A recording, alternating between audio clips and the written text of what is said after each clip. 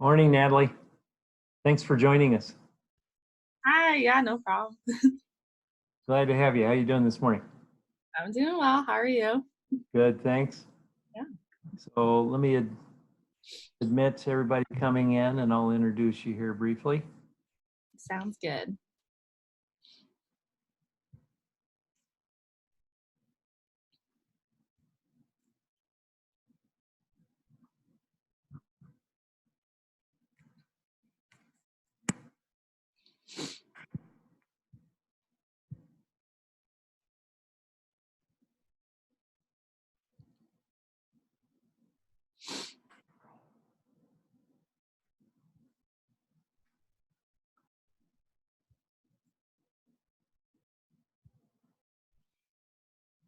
Morning, everybody.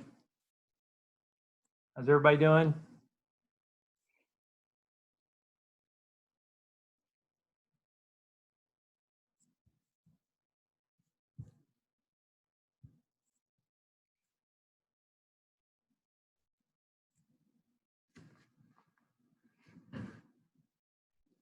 So yeah, good morning, everyone. So I think we'll get underway here. And for starters, guys, we're joined by Natalie, who is one of our tutors for the class. And so I want to take a moment and shout out to Natalie and um, have her say a few things about herself. We're a week away from our first exam, and so the timing I think is pretty good for Natalie to show her face and introduce herself. Natalie, welcome. Mind saying Yeah. things about yourself, please? Hi guys, I'm Natalie. I'm a senior OBE major. Um, I took this class with Brian my sophomore year, and I've tutored it twice now. And I actually just took comparative animal physiology with Emily Gray. So feel free to ask me questions. Tutoring is a really great resource, especially in this class. I took advantage of it when I took this class with Brian. I'll put my number and my email in the chat. Feel free to text or email me if you have any questions. We can set up individual tutoring sessions on Zoom. We could also set up some group ones if you guys like, but we're definitely going to set up review sessions before the midterm and the final as well.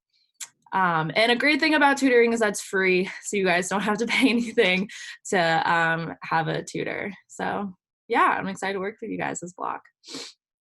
Yeah, the tutoring is such a simple thing, guys, and Natalie is a wonderful tutor.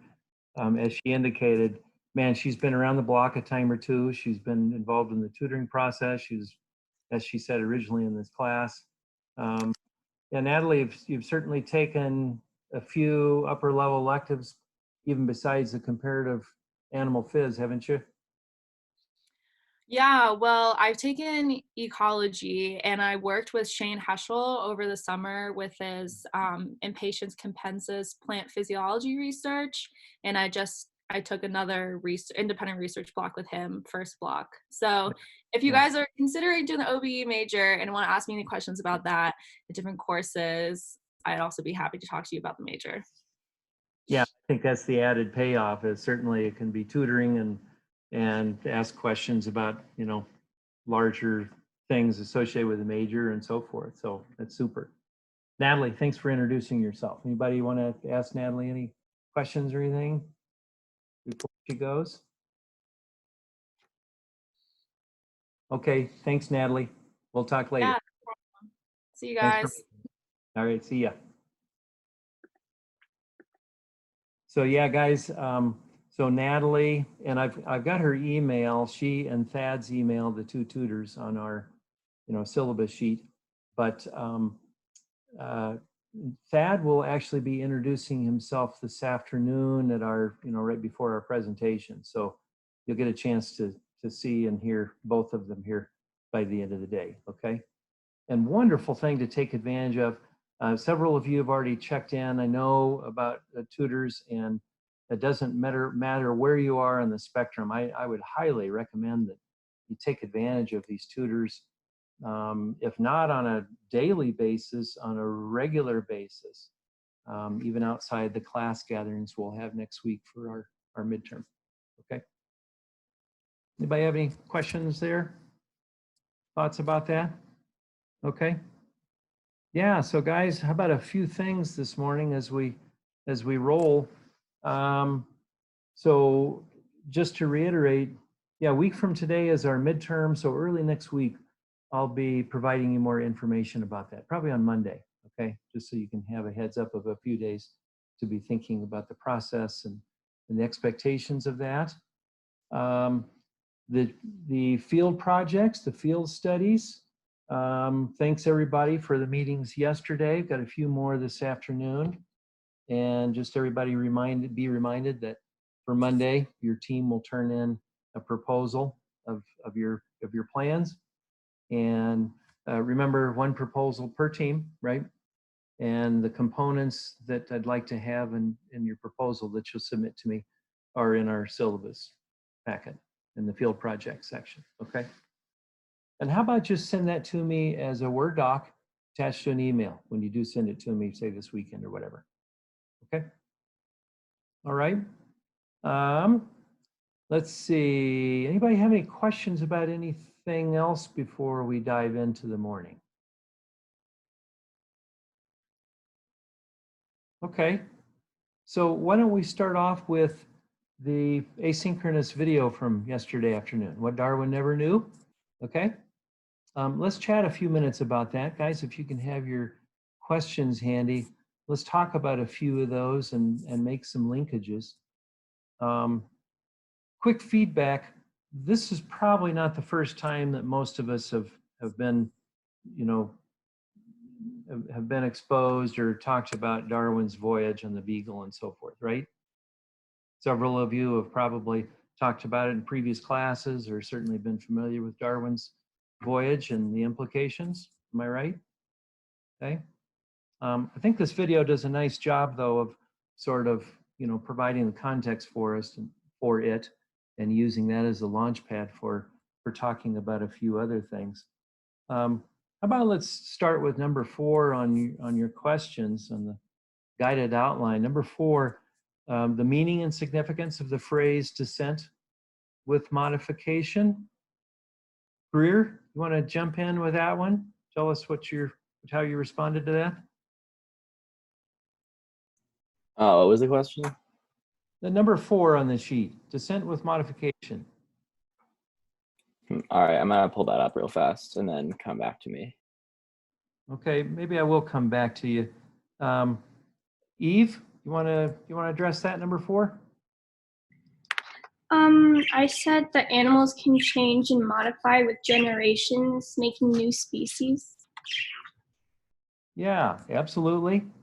And the descent part of it is referring to what? Can somebody add to that?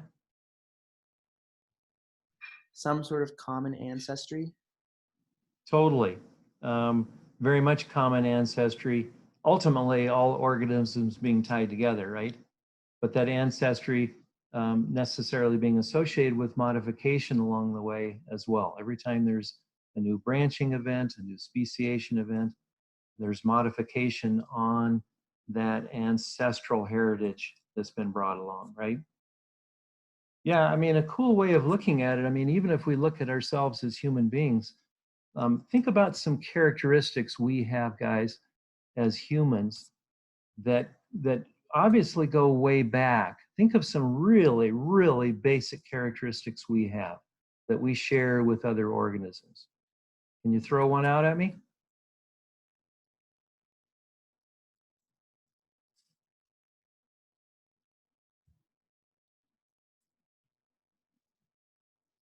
Like the respiratory system.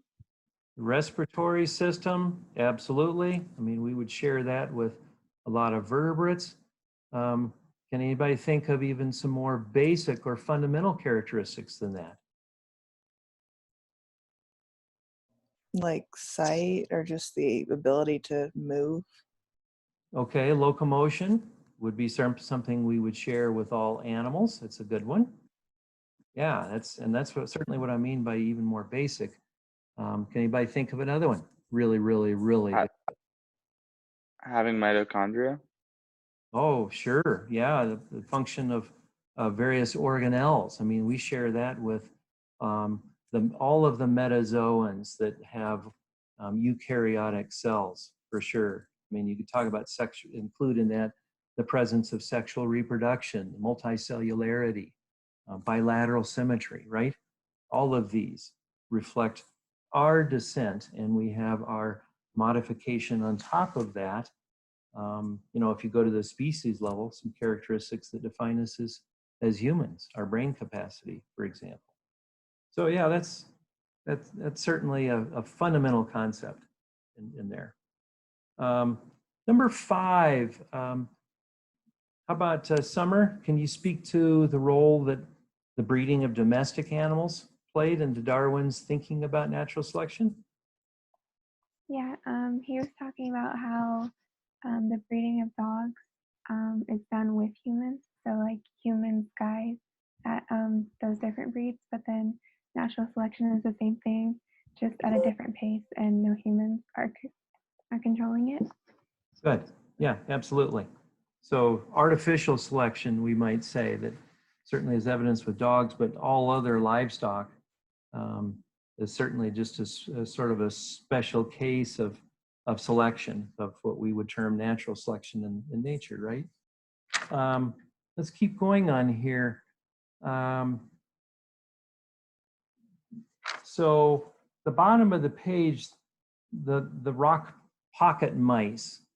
Can somebody speak to that and the importance of what the rock pocket mice were playing in the video? Kanan, you want to speak to that? Yeah, so essentially the rock pocket mice lived in a sandy desert, and their color played a huge role in how well camouflaged they are from predators. And so when there was a sudden event that caused a lot of the rock to turn black, there was a very specific selection for black mice. And very quickly, the frequency of black-colored mice rose in the population because they were much harder for predators to spot compared to the brown or tan ones. Good. Yeah, right on the mark. Certainly that makes sense and well spoken, Kanan. Yeah, I mean, we can link that to a few other questions like number 9, you know, that speaks to the importance of the environmental context to mutations. I mean, the example that Kanan was just speaking of totally speaks to that. You know, mutations can arise, but it totally depends on the environment, whether or not that particular mutation I mean, there are basically 3 options. Is the mutation advantageous? Is it deleterious? Or is it neutral? Okay. And every mutation will play out like that depending on the environmental context. So this is interesting to appreciate too. You know, or environments change through time, the environmental context changes through time.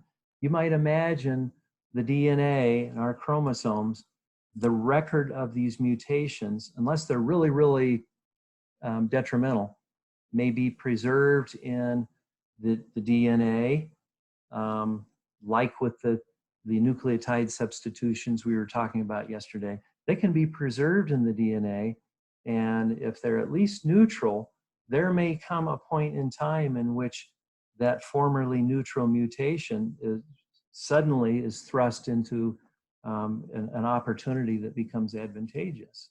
So the environmental context has everything to do with whether or not a mutation will be favorable or not, right? Okay. Anybody have any questions with respect to that or related aspects of that? Okay. How about further into the video and further down on the page? Number 13, fruit flies and experimentations on fruit flies. Can someone speak to the light that was shed on evolution about that? Neha, you want to come around to that one for us?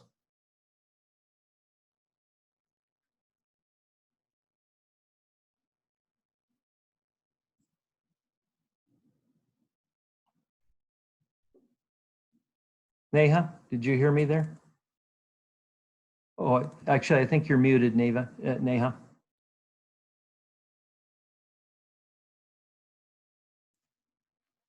Neha, can you hit your mute button?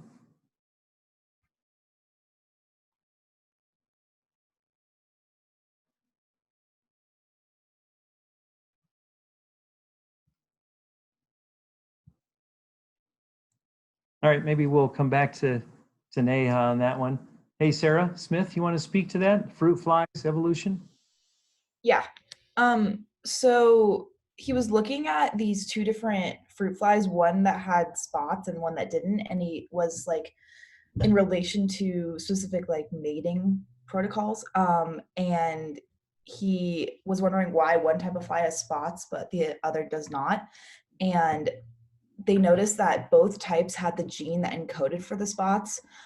So it wasn't the presence of the gene that was important, it was how they used the gene. And then he also did another experiment where he added spots to the flies that didn't have them. So Yeah. that was really important in looking at evolution because of like the questions that were like a few of the questions right before about how different animal species have the same sets of genes, but it's not about having the genes, it's about the way they use them. So that was really important for you. Good, Sarah, well spoken, absolutely. And that certainly speaks to the importance of switches, gene switches, does it not? And by the way, this is something that's relatively much more recently been clarified in genetic research. These gene switches don't code for any particular attributes. So they don't code for genetic DNA, but they extremely important in being able to turn on sets of genes or turn them off. And as Sarah was speaking, man, that can make all the difference in the world as to whether or not these gene switches are activated or not, and the role and the genes that they may switch on, right? Okay. Okay. Well, I think that might be enough at the moment, unless somebody else has some other questions or clarifications about the video or any of the other questions. Actually, we're going to slip into the supplemental article on extreme evolution here. So this is going to dovetail on this also. Anybody have any questions about the video? Other questions? I have a question. I don't really Sure. know if it's applicable at all, but Okay. does the switch DNA have to do anything with like dominant and recessive traits, or is it just completely different? As it turns out, it's completely different. Yeah, the fact that it's not coding for any information per se means it's not actually a gene in that sense. These switches, these gene switches, actually typically reside in junk DNA, right, guys? You remember reading about this? And so, you know, the name itself reflects what we have historically thought about the importance of that portion of the genome of our DNA that doesn't seem to code for anything, so therefore it must be junk, just along for the ride that's not doing anything, as opposed to, you know, the coding region that are the genes. And it's the junk DNA that actually, you know, accounts for the greatest proportion of the space on chromosomes. So that's where these gene switches are. And so they don't have any directly applicable role in dominance or recessiveness, but rather just turning on or turning off entire sets of genes that are separate from those switches. Okay. Yeah, does that help, Emily? It's a good question to ask. Yeah. Okay. Okay. So extreme evolution. Would you guys pull that out? The article and the handout associated with it. And here's what I think will be helpful to do. Definitely want to address some questions on here, but I think it'll be helpful for us to break into some breakout groups here for a few minutes.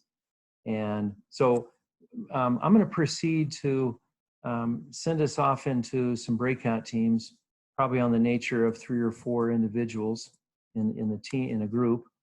And would you please proceed, let's say over about 10 minutes or so, to go through the questions or as far as you can, and talk with each other about responses, and then we'll come back to the larger group. Okay? All right. So I am going to go there. Let's see.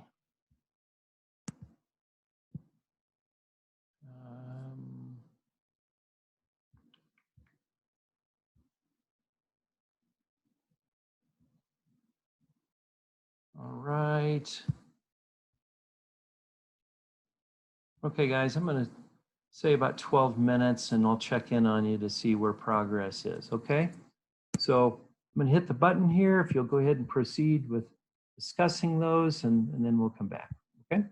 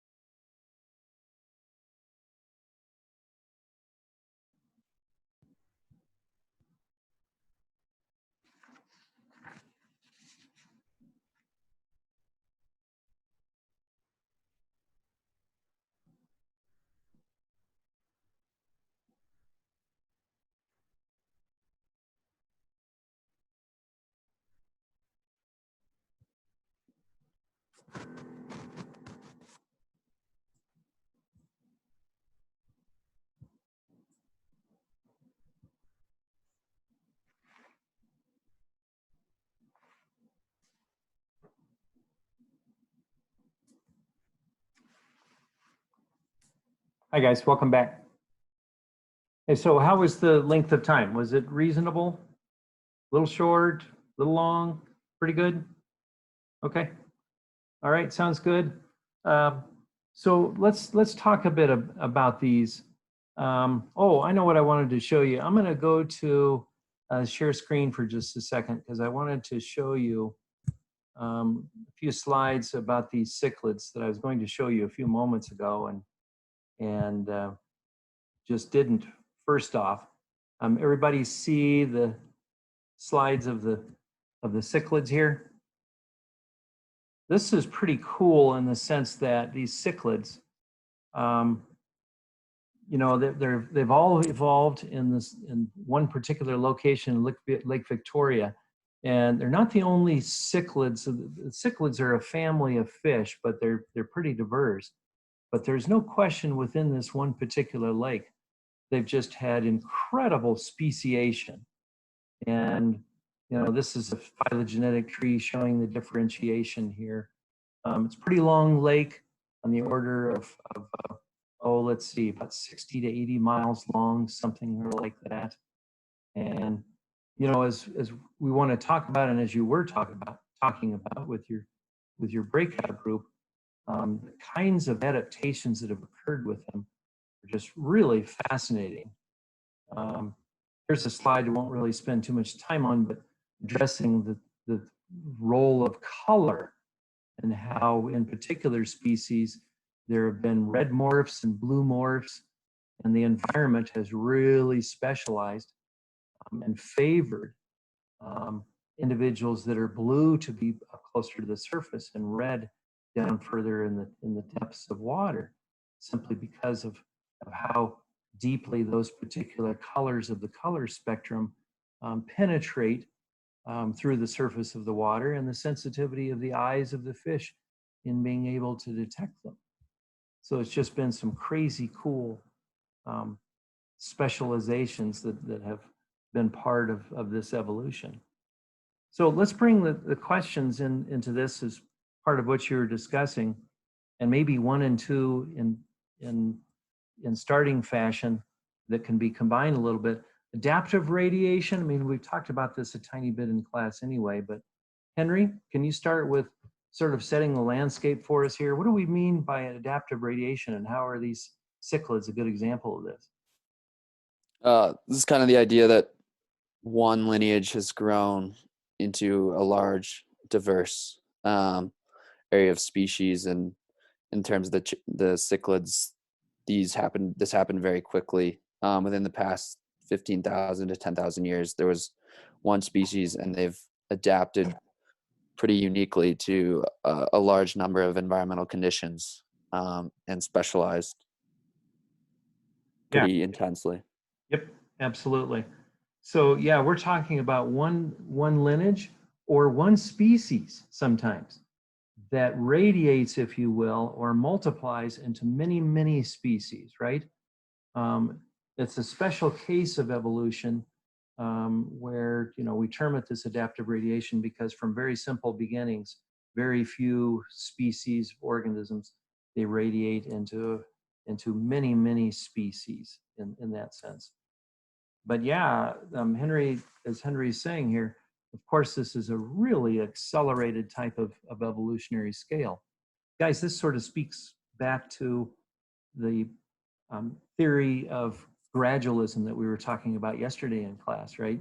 One of Darwin's original ideas, and the fact that, you know, evolution doesn't always happen on a slow timeline.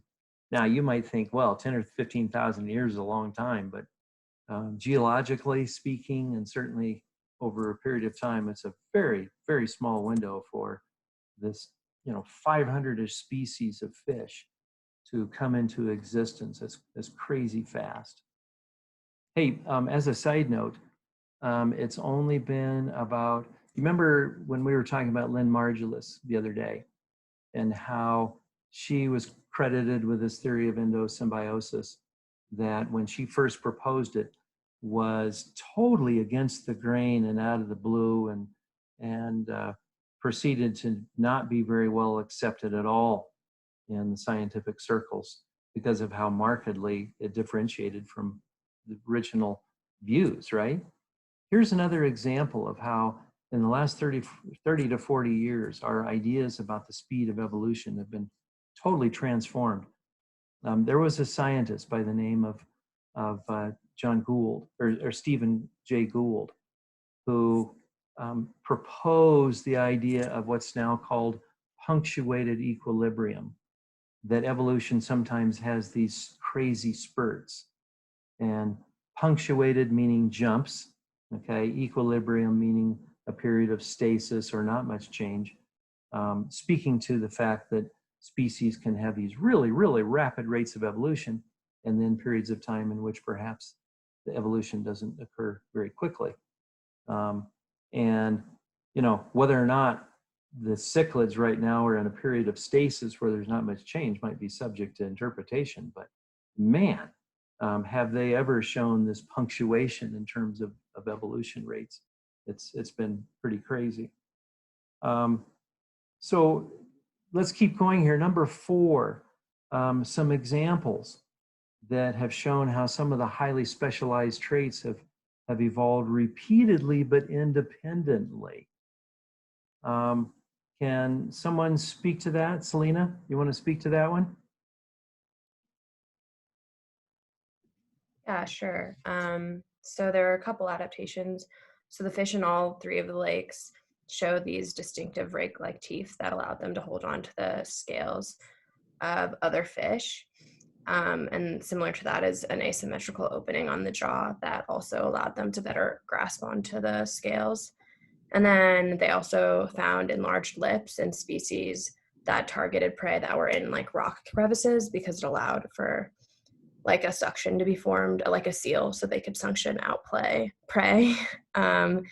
And also their distinctive coloration, so like horizontal stripes versus vertical stripes, but the horizontal stripes were adaptive in that they allowed for the fish to obscure their bodies from predators in specific environments. Good. Yeah, excellent. Those are certainly very good examples of that. Let's broaden that a little bit. So those of you are familiar with the idea of convergent evolution, I mean, what we're talking about right now certainly reflects convergent evolution, doesn't it? Where we see in different contexts in the water, I mean, in the same body of water, but different parts of this massive lake and so forth, where we've repeatedly seen the same adaptations arising, but totally independently of where, you know, the same examples of that adaptation were arising somewhere else. Can somebody elaborate on that? How, just like any other example of convergent evolution, how do you think it's possible that natural selection could have proceeded in this direction? What would have made it possible for us to see these examples of the same adaptations evolving repeatedly but independently? Somebody want to speak to that? Well, if in each individual like niche, there was the opportunity for some sort of evolution so that that organism could like best access the resources that were there, then in a bunch of different populations, that same type of mutation could occur, causing that to happen. Okay, all right, yeah, good thought. Anybody want to leapfrog on that?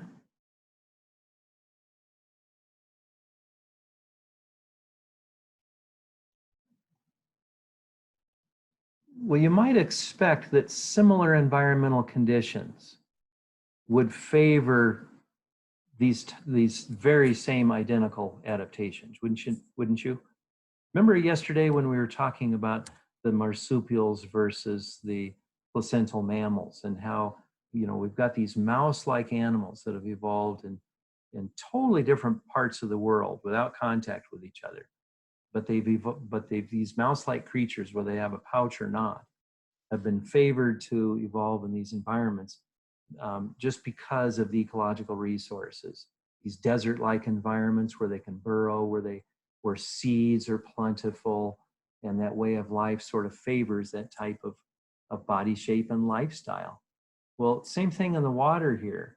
You can imagine that different parts of the lake, maybe it's opposite shorelines, where there have been some rocky surfaces and perhaps these enlarged lips, these Angelina lips, have been advantageous for any animal that might evolve them through mutations, through an accident, to be able to glean the algae or some of the growth that would be on those rocks or boulders in totally different parts of the lake, but very similar appearing environments where mutations that would have happened by chance would have been advantageous.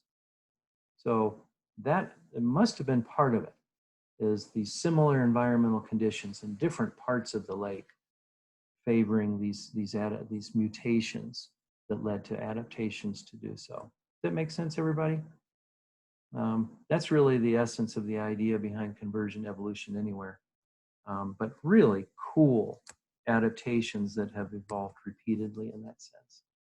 Hey, let's go to number 5 under the engines of innovation. And so here's another interesting thing to think about here. The question is essentially, how is it possible that really specialized adaptations among cichlids have not made such species more vulnerable to extinctions over time? I mean, that can often be the case, right? Where adaptations are so specialized, when the conditions disappear, an organism, might be so dependent on that way of life that it can go extinct. How is it possible, or what is Axel Meyer, the author of this, the cool author here, say about that? Somebody want to volunteer here? I can say something on that. It kind of goes with the question number 6, also the like jack of all trades, master of one. I think the main example in these fish is the secondary jaw, like the internalized jaw, because the external one for most of these fish is the ones that specialize, like we were talking about, for very like specific ecological niches for certain types of food.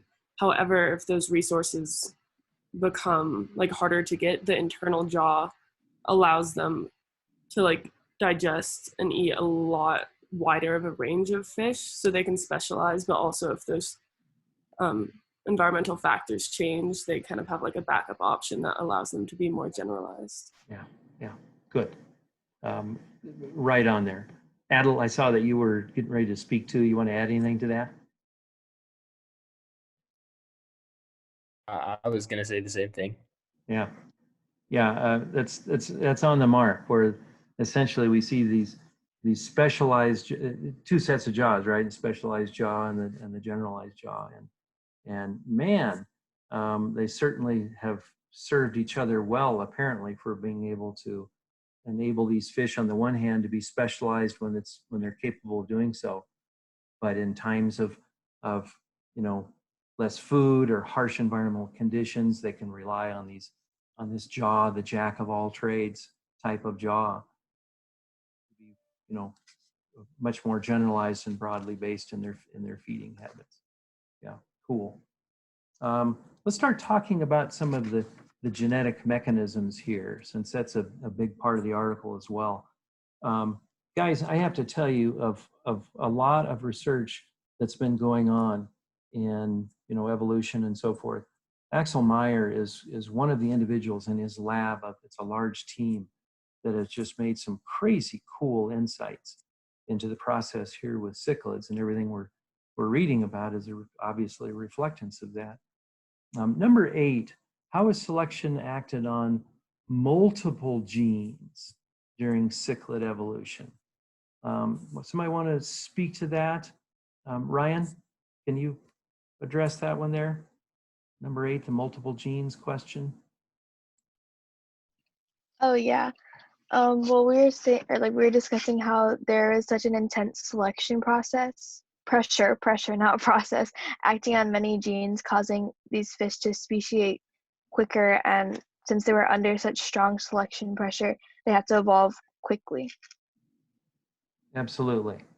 And certainly as part of that, we can think of the jaw development. I mean, Axel Meyer speaks to this, right? The jaw development is probably one of those features that has involved multiple genes that have made it possible to be part of several interlinked components that would have been part of that. The range of dietary choices that the jaws would have had to have evolved in their bony parts to be able to address, and so forth. But yeah, it had to be part of the rapid speciation and the responsible mechanism for it. Number 9, maybe slip into that one. Can somebody speak to where a single gene or an individual gene, where there's been some evidence that individual genes have played a role? Anybody want to jump in there? Adel?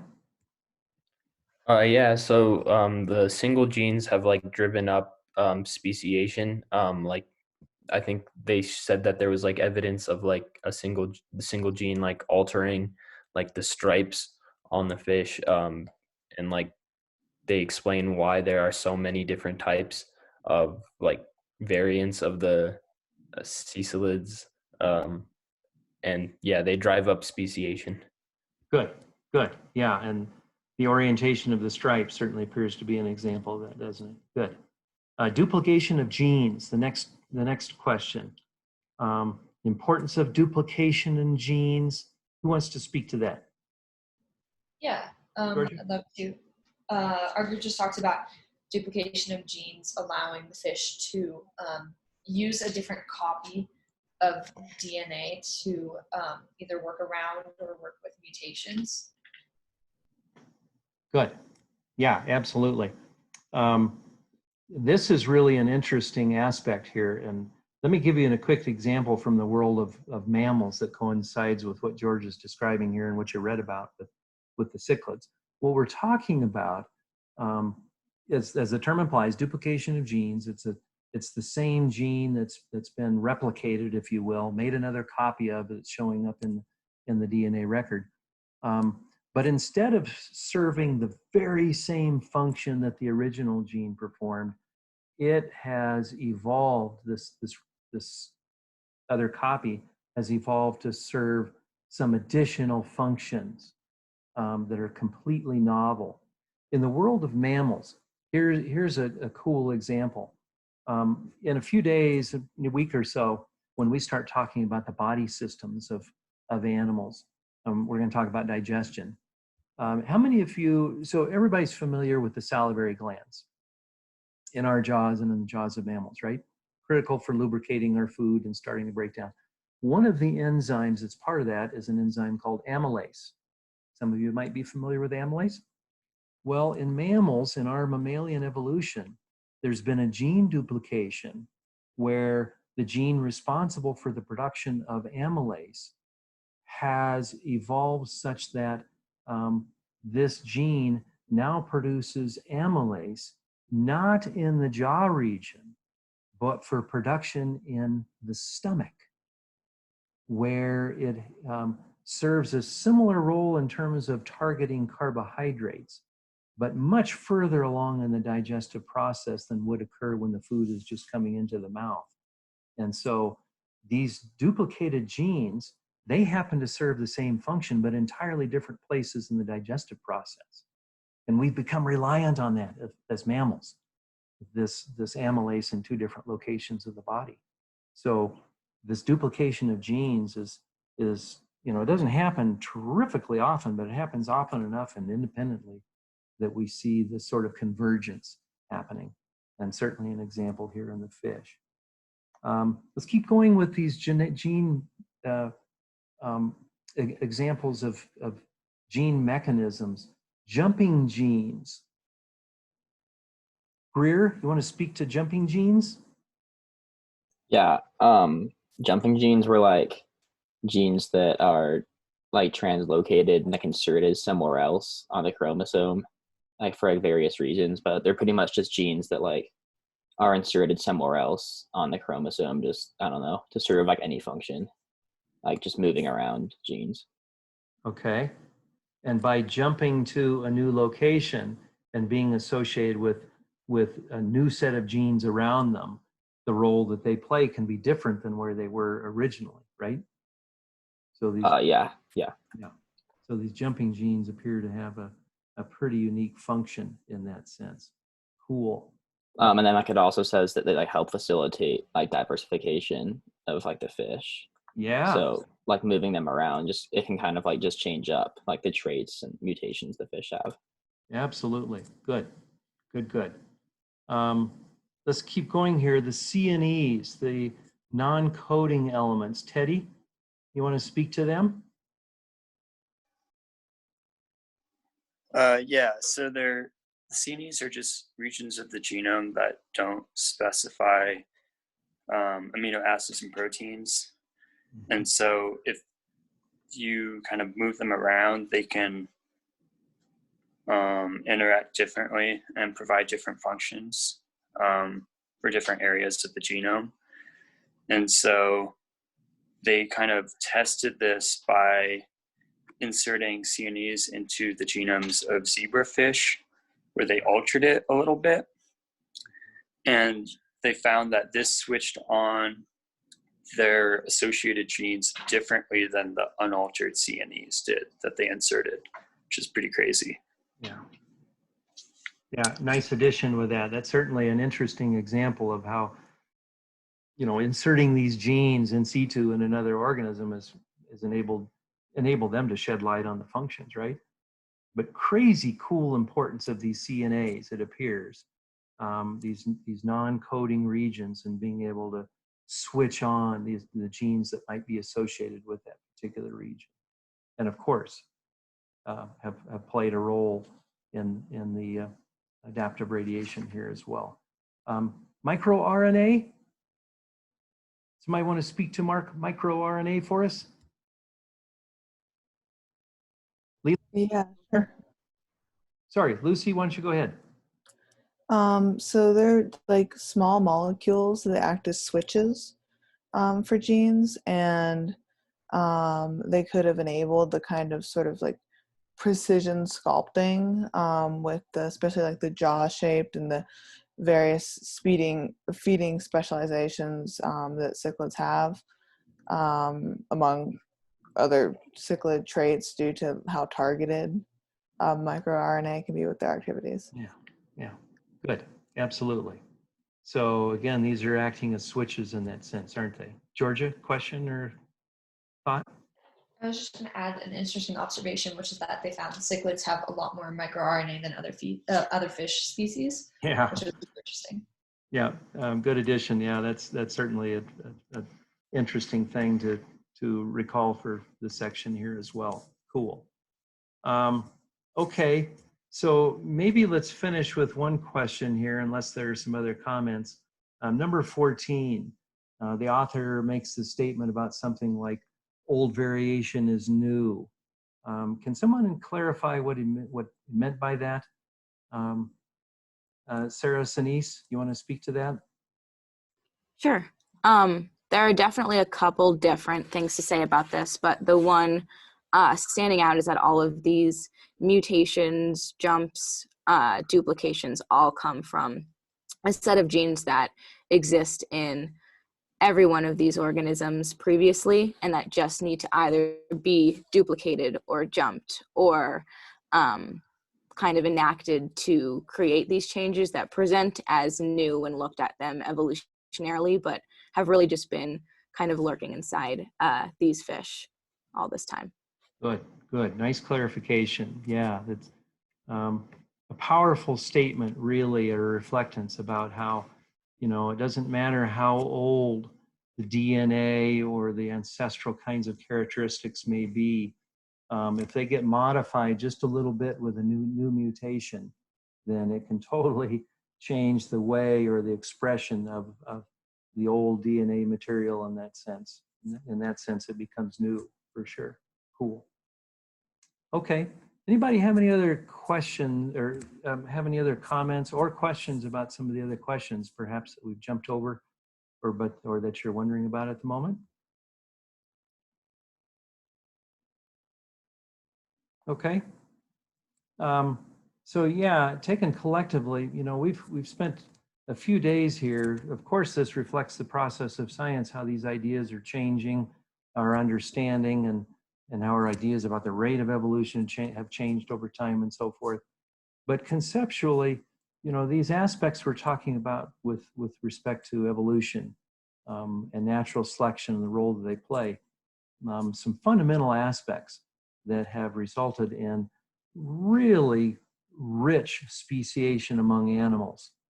Quite frankly, we could go this direction with plants and so forth. So it's not totally unique in that sense, but it's a great opportunity for us in the world of animals to look in depth about how the process of evolution has resulted in really large diversity of animals that reside on the planet, which acts as a nice stepping stone for where we want to go next, guys, because we want to talk about phylogeny and how we have made sense with this great diversity of animals.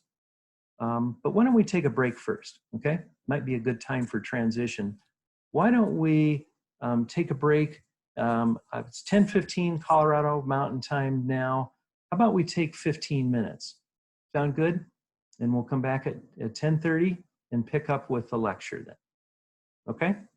So see you in 15. Please be on time. All right?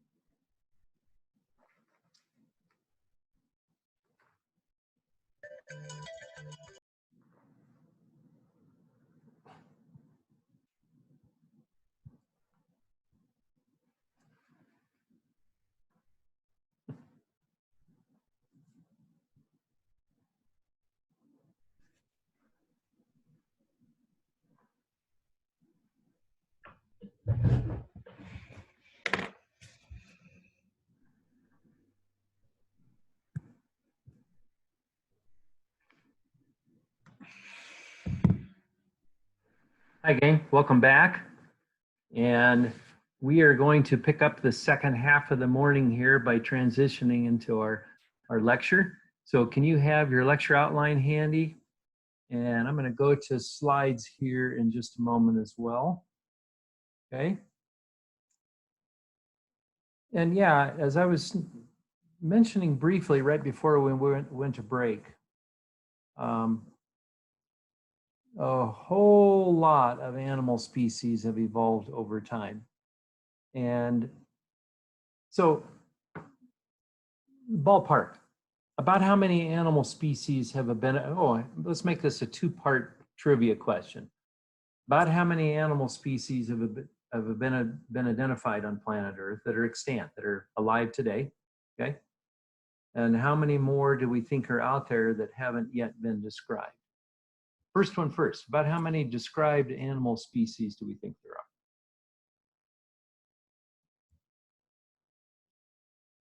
Chime in. About 1.5 million. About 1.5 million. That's about a pretty close guess on there, Georgia. And it sort of depends on whether you happen to be a lumper or splitter, whether it's more than that or fewer than that.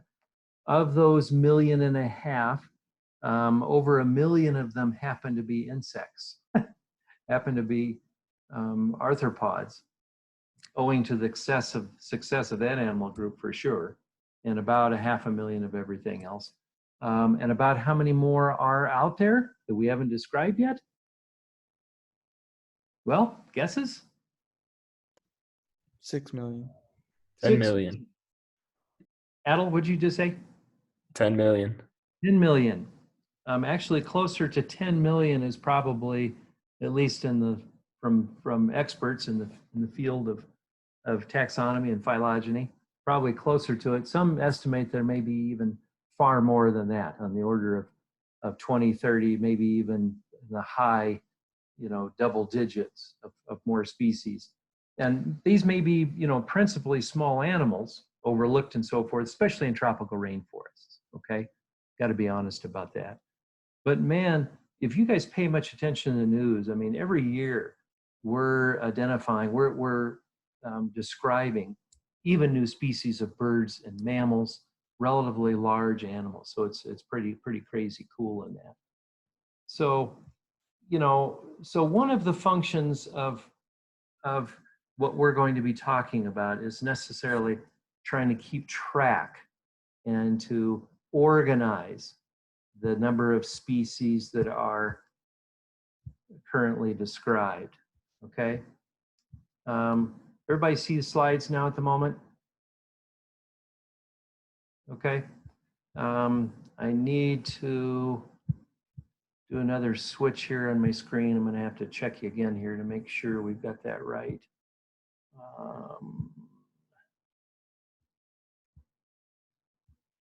Okay, do you guys see the one slide now? Sorry, I can't see your faces here for just a moment. Let me manipulate this. Okay, you see one slide now with panther and coyote and stuff, okay? All right, so of course that's one function of taxonomy is to organize and to group species that we are trying to determine relationships with. What would you say is, certainly based on your reading, is another overriding huge reason for paying attention to the groupings of, in this case, animals? Besides just trying to keep track of them, what would you say is another huge function? Tracking evolution. Tracking evolution. Let's say trying to honor the ancestry of animals, okay? And in that sense, it does mean tracking evolution. We're looking for trying to honestly identify the ancestral origins, the evolutionary relationships among organisms. And guys, that's really the meaning of the term phylogeny. When we're looking at phylogenetic relationships, that's exactly what we're trying to do, is to create family trees, if you will, that honor the evolutionary origins and the evolutionary connections among organisms, okay? So what we want to talk about today, guys, I want to especially, taking off from the chapter that you read in preparation for this, I want to take one aspect that the chapter doesn't give a ton of detail on and talk about how we actually do this in practice, okay? If you were a systematist and you were trying to create these family trees, exactly how would that happen, okay? On the slide here, you can see, notice the taxonomic levels we've talked about previously and that you're well aware of, from the domain to the kingdom, the phylum, and so forth, right? On the left-hand side of the slide. On the right-hand side, just a little bit more of detail, a little hand lens showing on the more specific levels of taxonomy, the species, the genus, the family, and the order. I wanted to use this to clarify a couple of things here. Now, obviously, when we're talking about a panther or a badger or an otter, any of those or other species, when we get to that level of taxonomy, there is clearly, of course, by definition, no other organism that has those specific characteristics. And the further we go upstream, the broader the taxonomic levels, the genus, the family, and the order, the more we are converging on more ancestral characteristics, right? So, for example, if you look at the panther side of this, and we go back to the family level, the family Phylogeny is the one that contains all of the cats. Am I right, guys? It would contain your house cat, panther, bobcat, mountain lion, and so forth, okay? So give me a characteristic that felids share that none of the other families would have. In other words, can you give me a characteristic that you know of that cats have that's unique to cats? Anybody, jump in.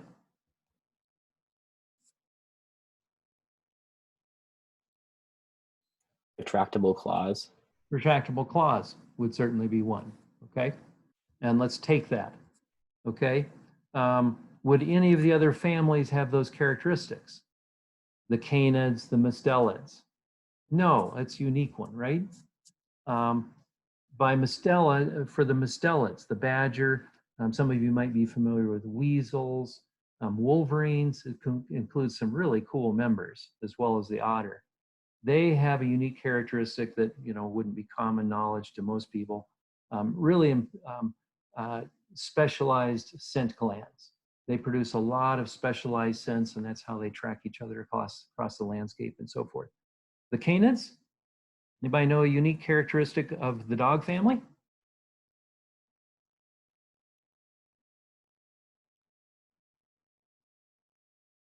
What's the root of the name canidy? Canidy. You know what a canine is? Canine teeth. Yeah, canine teeth refers to the specialized dentition, the so-called fangs, okay? Doesn't mean they're the only ones that have them, because in fact, all of the carnivores do, but it is specialized in that sense, okay? All right, so each of these families have their own characteristics. When we come back to the carnivores, then we can identify characteristics that all of the cats, all of the mustelids, all of the canids have in common. What would you say all of these groups have in common? Give a characteristic that all of those groups have. If you're a carnivore, Are they all carnivores? yeah, they are. They are all carnivores. They're all meat eaters. Okay, that's a uniqueness, and so their dentition is part of that uniqueness as well. We're going to talk more about this with digestion here in a week or so as well. But to clarify the point, we are in the process of identifying characteristics that are relatively unique. In other words, that have evolved relatively recently with respect to that lineage of cats, with respect to that lineage of badgers or so forth, okay? And yet, if you go further back in the family tree, you see some characteristics they share that were acquired, were inherited further back in the family tree. Very much the same as what I was talking about earlier when I was asking you guys, what are some characteristics that human beings have that go way back in our family tree? Sexual reproduction and multicellularity and stuff, right, guys? Okay. So the point I want to make here on and this coincides with your outline sheet. We can distinguish homologies into two categories, and we can refer to these as ancestral homologies, or we can call them derived homologies, or what we'll often use is the term synapomorphies, synapomorphic homologies, okay? And guys, these are relative terms, okay? They have a relative meaning to each other, and that's context is important.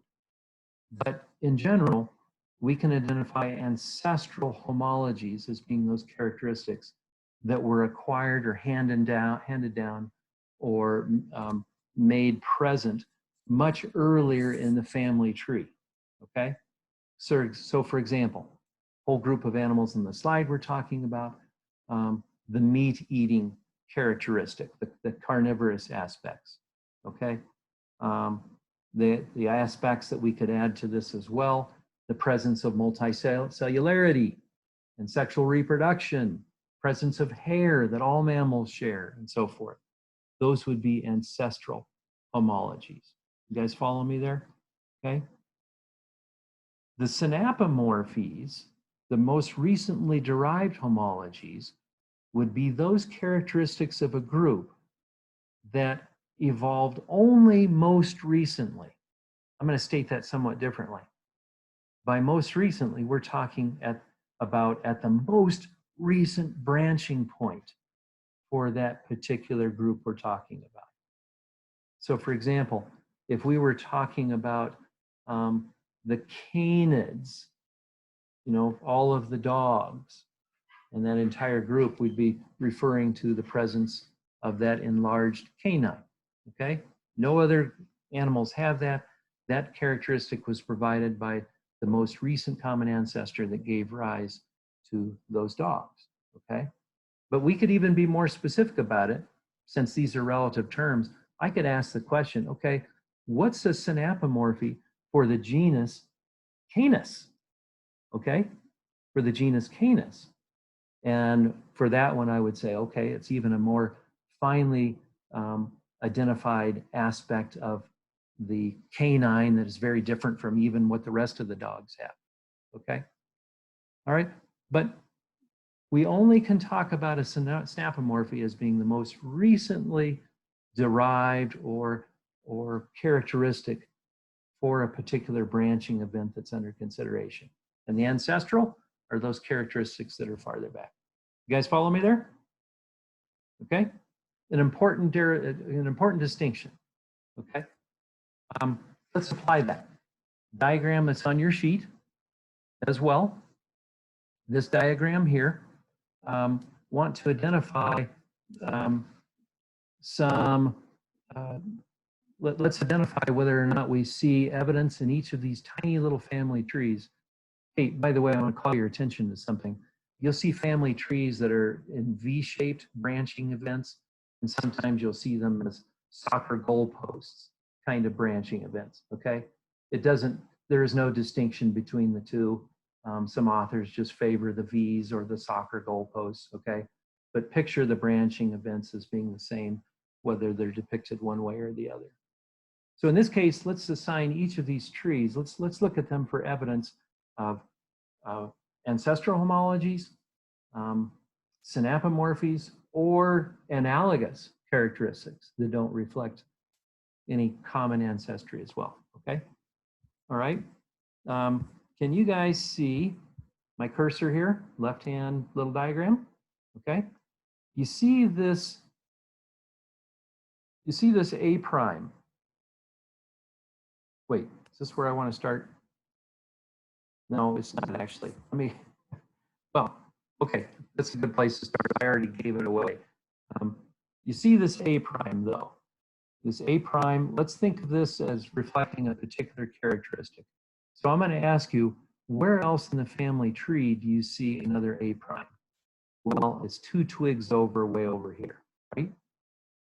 Okay, so then the question I will ask you is, where did those twigs, where did those individual new species, we'll call them, get that A prime characteristic? Did they get it from this most recent common ancestor here? Or did they get it from a more distant ancestor down here? Do you see any A primes down here or anywhere else in the tree? No, right? Nowhere else. So we would have to conclude, if this is accurate, that these 2 twigs evolved their prime characteristic, whatever that is, totally independently from each other, analogously, we would say, okay? Sort of like the wings of an insect, the wings of a bat, say. Everybody with me there? Okay, but let's get more interesting here. Next one over. You see this A prime again here, okay, up on this twig, but you don't see any other A primes anywhere else in the tree, right? What does that tell you about how and where that A prime must have been acquired? Would it have been due to far back in the ancestry, or must it have been quite recently? Quite recent. Quite recently, right? So for that reason, oh, sorry, I turned this over on its head. Okay, so what we just talked about would be actually right. If we were talking about the A prime, this would actually be reflective of a synapomorphy, okay? But I took you down the wrong twig, so to speak. How about let's look at the A's without any prime on it, okay? Just the regular A's.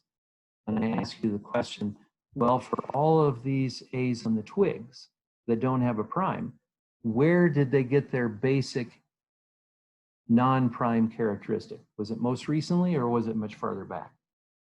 It was much farther back, right? Okay, so in that sense, this had to be an ancestral homology. You follow me there, guys? All depends on the focus, you know, how we interpret this. So this last one, let's say we are looking at the A prime again. Let's see if I've got this one right this time. I should be remembering correctly this time. So for the A prime, if I were to ask you, well, okay, these 2 twigs right here, are A prime. Where did they acquire their A prime characteristic? Was it distantly or was it most recently? Recently. Most recently. Most recently, right? We see the A prime right here. Okay. So this has to be an example of a synapomorphy. Synapomorphic homology with respect to that A prime characteristic here. You guys follow me there? Okay. So wanted to give you an example that I want to make sure the distinction between the ancestral homology and the synapomorphy is clear. And notice it all depends on context. Where in the tree are we talking about, relatively speaking, in order to identify whether it's a synapomorphy or ancestral? In terms of these twigs, that was the interpretation we were giving to it. Okay. All right.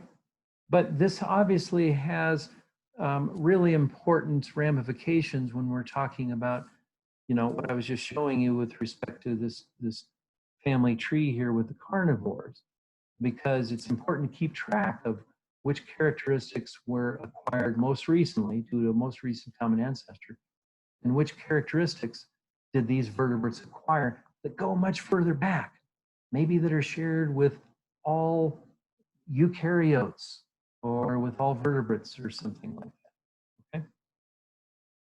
All right. Anybody have any questions there? Okay. All right. So on your outline sheet, let's break off from the slides for just a second. On your outline sheet, the number 2, the sources homologous characteristics. I just wanted to define for you for just a second what kinds of characteristics we typically use, we typically rely on to assign, characteristics of ancestry with animal groups. And typically they fall into 2 groups, morphological characteristics or biochemistry. Just so that we have something to sink our teeth into, I want to just give you a couple of examples of each. And that's all the time we'll spend with it, okay? For morphology, key characteristics we'll often rely on are the following, okay? Skeletal characteristics, integument, that means the body covering, okay? Skeletal, integument, skull characteristics, in other words, bones that fit into the skull, there are many of them. And a fourth one would be dentition, the type of teeth and the arrangement of teeth, okay? Let me list those quickly again. Skeletal, integument, skull, and dentition. Okay? All right, let's go to biochemistry. Okay? For biochemistry, what we're talking about are particularly, as you might imagine, DNA characteristics, more specifically, nucleotide sequences. Okay? Nucleotide sequences and the nucleic acids of DNA and RNA. Okay? So nucleotide sequences and the nucleic acids of DNA, RNA. Okay? Relatedly, but still we'll consider them separate in that sense, would be amino acid sequences in proteins. As you probably know, proteins are constructed of amino acids. So paying attention to the amino acid sequence in composition of proteins is really huge, okay? Now you can say, Linkhart, well, wait a second. The nucleotide sequence is going to code for protein formation, right? And the sequence of amino acids. So yeah, they're related, but still we can often distinguish them and use them separately as characteristics that we use for taking advantage of the biochemistry and assigning family relatedness, okay? So those 2 categories are what we rely on most frequently for assigning homology and type of homology, whether it's a synapomorphy or an ancestral. Okay, everybody good? All right, we're gonna keep going, okay? On the next slide. And you have this diagram on your page, right, guys? Okay. Here's where we're going, and you need your outline sheet for this, because I need to call your attention on your outline sheet to where we're going here. As you see on your screen here, let's talk about the methods for grouping species or groups of species, okay? Mono, para, polyphyletic grouping. But what I want you to have in mind here as we're doing that, we're also addressing number 2 on your sheet. You see where it says the competing models for showing phylogeny, guys? See that on your outline sheet? Okay. This is something that I felt like a lot of textbooks, including our own, doesn't do an adequate job of totally nailing down. Guys, we're in the midst of a big controversy right now, believe it or not. In the field of biology, there is a competing, there are 2 competing schools of thought about how we should best build phylogenies to show relationships, okay? And quite honestly, just to treat it real quick, one is called the traditional analysis. That is the old school way. That's the kind of school that I came through with in the past several decades. And the newish way that is especially relying on a lot of genetic techniques and so forth is called the cladistic analysis. So old versus new, if you will, traditional versus newer, okay? And what I want to talk about is where's the rub? What's this controversy dealing with? Guys, this is the process of science, okay? These controversies evolve. We're looking for evidence to distinguish between these processes of how we organize organisms. And there's been a lot of heat, believe it or not, associated with these. Well, it all comes down to what you see on your screen. So let's talk about the methods of grouping species and the basis of a monophyletic grouping versus para and poly, okay? All right, I'm gonna tell you up front, the polyphyletic grouping, that nobody uses that anymore, not even the traditional, okay? Let's get that out of the way. Nobody uses that, but I'm including that here so that we can use as a basis for comparison.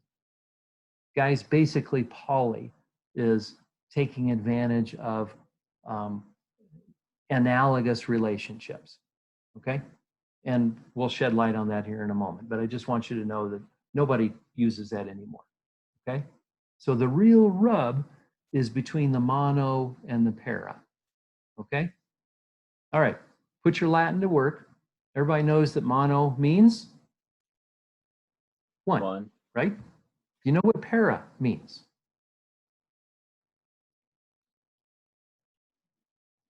Paranormal. You know, there's some terms in the English language that takes advantage of it. Something that's paranormal is sort of outside the range of normalness, right? Okay. Para sort of means beside. It's the Latin equivalent of beside or next to. Okay. And we'll explain how that relates here in just a moment. Let's start with a monophyletic grouping. Okay. Now in red and blue, I've sort of defined for you what that looks like. Let's come back to that.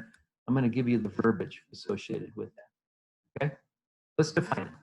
Monophyletic grouping is, and please do record this, includes the most recent common ancestor of a group and all of its descendants. Includes the most recent common ancestor of a group and all of its descendants.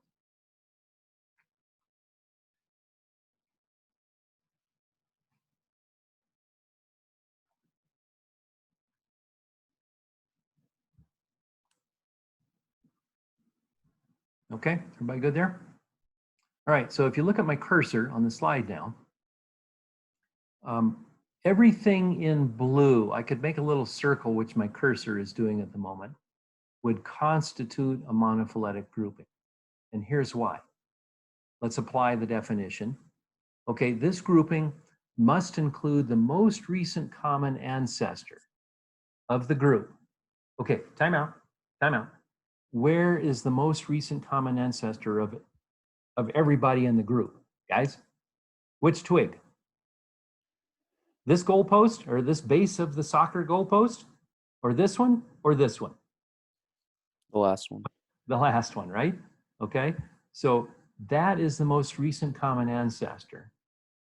This is the, in other words, this is our context. This is the group we're talking about here, okay? All right, so we've got the most recent common ancestor of the group. Now, here's the added part that's critical. And all of the descendants of that most recent common ancestor. So we have to include all of these twigs here in the grouping if they're associated with this most recent common ancestor. You guys with me? Okay, that is a monophyletic grouping.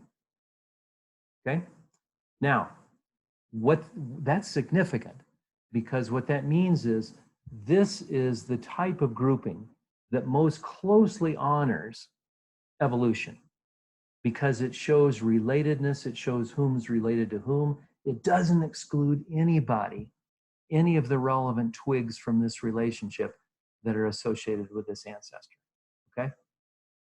Now, you might be saying, well, of course, Linkart, why would you do it any differently, okay? Well, I'm gonna show you why, okay? That's next, all right? But that's monophyletic grouping. And I'm gonna tell you, relate this to the number 2 on your outline sheet.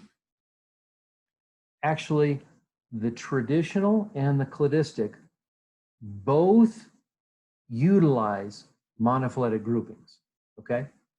But only one of them uses monophyletic grouping exclusively and only. And that happens to be the cladistic analysis approach, all right? The most recent approach, the most recently recognized approach for grouping organisms only uses monophyletic groupings. Okay, everybody with me? All right, so guess what we're saying? We're saying that the traditional analysis, yeah, it uses monophyletic grouping, but Linkart seems like he's saying, okay, there's something else that it utilizes also. Yes, the paraphyletic grouping. So now let's define the paraphyletic grouping to see how the traditional way of doing this also takes advantage of something here that the other one doesn't, okay? Paraphyletic grouping, here's the definition. Includes the most recent common ancestor of the group. Notice, starts the very same way. Includes the most recent common ancestor of the group and some, but not all, of the descendants. That "not" is a key word, guys. And some, but not all, of the descendants. Okay? All right, take a second, write that down.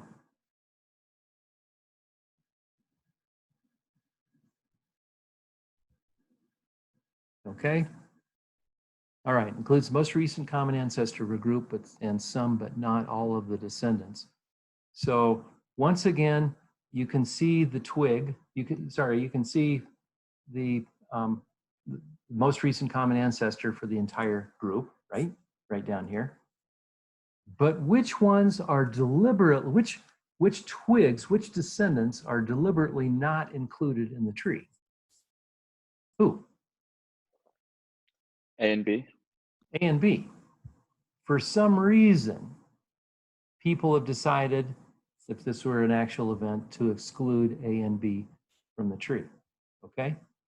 I'm gonna tell you right now that, yeah, the traditional will recognize this as an okay practice. And here's some examples of this, okay? Here's a real life example of this. Maybe you knew this. Birds, it happens to be my specialty, okay? Birds actually derive from dinosaurs, okay? So birds came from reptiles. We see that in so many ways, certainly genetically.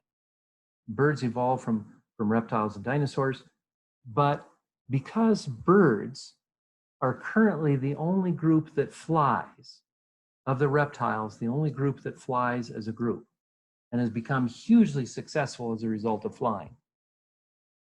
In the past, up till now, we have, birds are sort of the A and B on this little pictorial.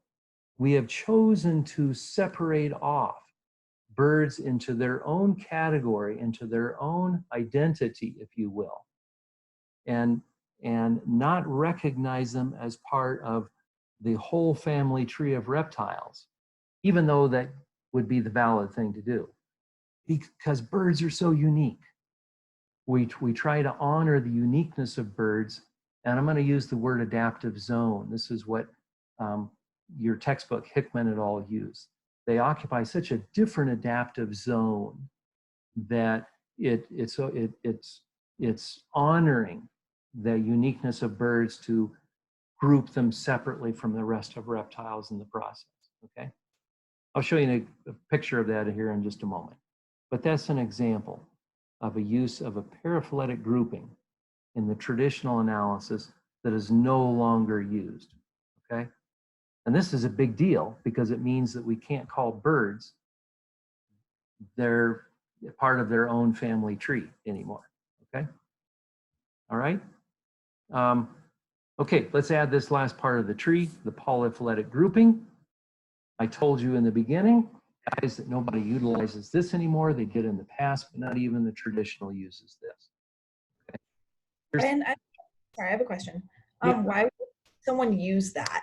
Because it just doesn't make sense to me that you would look at two separate like origins. The polyphyletic?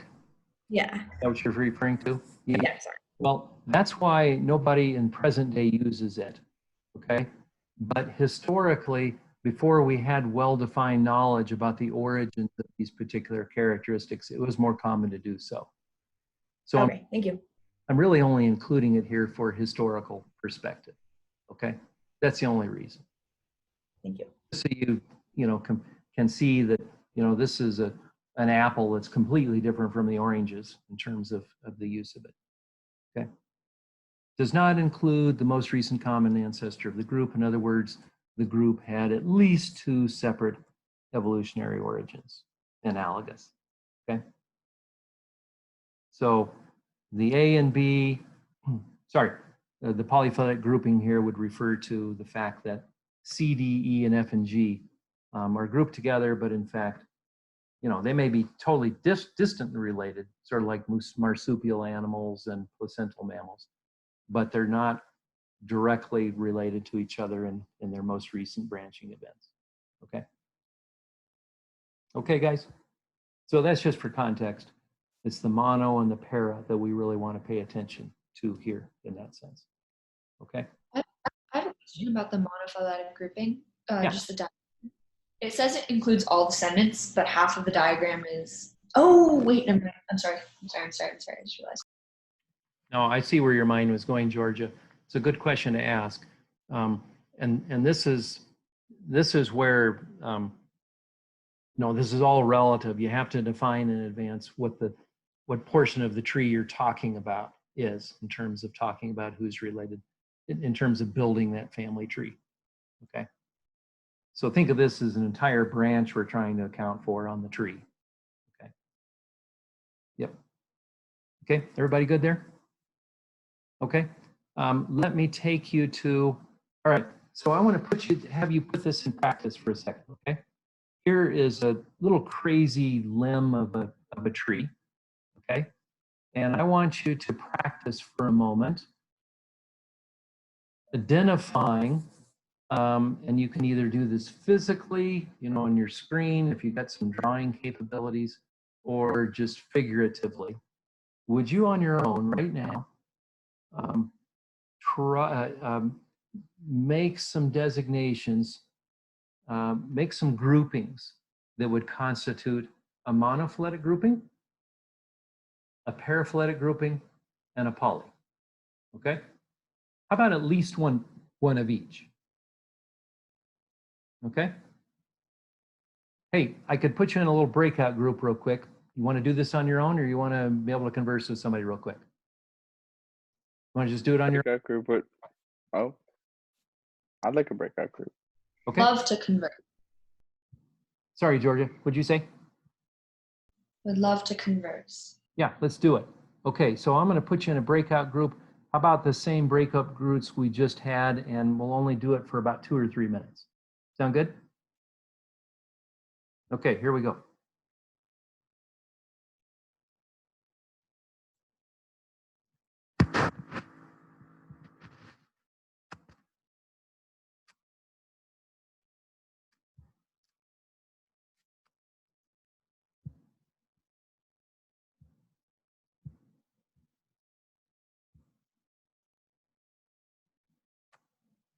Caitlin, I just put you in with somebody.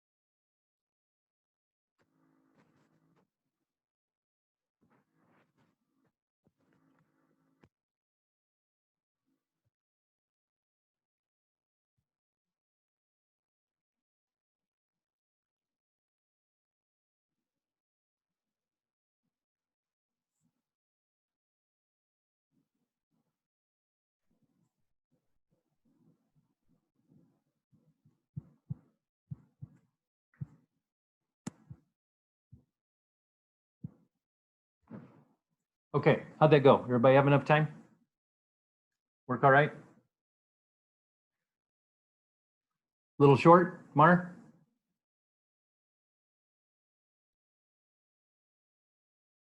Yeah, it was short. Want to get back together, guys, or what do you think? How about we stay together here at the moment and let's converge on some practicing together here a bit, okay? Can you guys still see the slide of all of those animals and the twigs and everything? Okay, all right. So let me take advantage of, let's see, I'm gonna draw. All right, so somebody give me, I'm gonna make the circle for you on the screen, okay? How about give me an example of a monophyletic grouping? Volunteer? Mark, you want to start with this? Sure. Can we do 1.2 and all its descendants? Like the pigeon, the duck, the chicken, and the penguin? Okay, so right here? Yes. And all of its descendants, right? Whoops, I should have circled the name of the penguin. Getting it correctly? Yes. Class, you agree with that designation for a mono? Mark, you're right on the mark. You've got the most recent common ancestor and all of the descendants of the group. Good. Right on, man. Okay. We could, if we wanted, make some large monophyletic groupings as well as tiny ones, right? So for example, if you can see my cursor, I could potentially just circle the ancestor of the donkey and the horse and have a really small monophyletic grouping, right? Okay, just for example. Okay. All right, somebody give me an example of a polyphyletic grouping. Neha, I had to jump over you earlier. Want to see if that'll work for you? Yeah. I hope if things, can you hear me now? Is it working? Yeah. Okay, sweet. I understand. You're fine. Yeah, we talked about ducks and just pigeons, so maybe 1.1 and just 1 because they originate from 1.2 and 5. Okay, so where my cursor is, am I going to increase this, include Yeah. this ancestor right there? Okay, I changed the color for clarity, but how about like this? Is that what you're saying? Yeah. Everybody, was that clear enough? Does that make sense to you? Yeah. And Neha, that makes sense because why? Because paraphilics are supposed to, they're not confined to just one single descendant. And this has 2 descendants if we look here, so yeah. Okay, so what we're including though is the most recent common ancestor of the group, but not all of the descendants, right? In other words, we should be including, if we included all of the descendants, we would necessarily be including some other individuals here also. Okay. All right. Cool.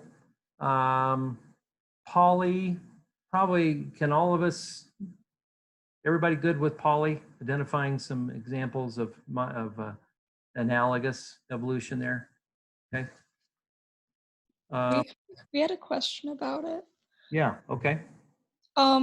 Is it chosen by like morphological features or like how are they selected? Yeah, Emily, good question to ask. It's pretty much always designated or has historically been designated on the basis of morphological characteristics, okay? And I guess that makes sense too, because if any biochemistry characteristics were part of that, I mean, it would just totally blow it out of the water as a possible reason for a grouping that way that it wouldn't make any sense. But historically speaking, we were fooled, if you will, into thinking that animals were related because of structures that appeared to be the same, okay? Or to be the same because of common ancestry is what I mean. Okay. Yeah, good question to ask. Okay, everybody good there? All right. Okay, so I'm going to eliminate that. And let's see if I can keep going on the slides here. Oh, I guess I need to clear that first. There we go. Okay, you guys see a new slide now? One that includes humans as part of a couple of things, right? Okay. All right. So here's an application of this. Okay. So if we look at this particular slide here, notice the lonely human out on the end of this tree. Okay. All right. And we can see branching events with other primates. But here's the thing I want to call your attention to, and I guess I better bring out the drawing tool again. This lonely human over here, okay? Notice how she, he, they have been set aside into a separate group. I mean, the branching events on the tree show the true relationships, but when it comes time to actually naming and creating categories or groupings based on what the tree shows, there is an inconsistency going on. Okay? And in that sense, this tree here puts humans out into its own family. But wait a second. Everybody see the most recent common ancestor of humans and chimps? See this branching event right here? Okay? We just got through saying, if we honored that most recent common ancestor, and if we wanted to make this a monophyletic grouping, who should we be lumping together with humans? The pan. Pan, the chimpanzees, right? Okay? So this is violating the rules of monophyletic grouping. You guys see that there? Because we have not included Homo with Pan, and we have chosen to put man into his or her, their own group called family hominidae, which we don't do anymore, okay? But let me back up. Historically speaking, under the traditional approach, we did, because like the birds, mankind has been so different. We are so unique in the world. I mean, this this sort of smacks of elitism, I guess you might say in certain respects. But the brain of man is so large. We've got these characteristics of societal organization and so forth that are so different that, traditionally speaking, despite the underlying connectedness in the tree, we have chosen to isolate them and put them in their own family. You guys follow me there? Okay. So this is an example of taxonomic grouping, of traditional analysis, the traditional way of grouping, because this shows evidence of paraphyletic taxon grouping, at least in terms of the humans. You guys with me there? Does that make sense? Okay. Now, what would we have to do to change how would we change this in order to turn it into a monophyletic grouping that would be consistent with the cladistic analysis? What would we have to do?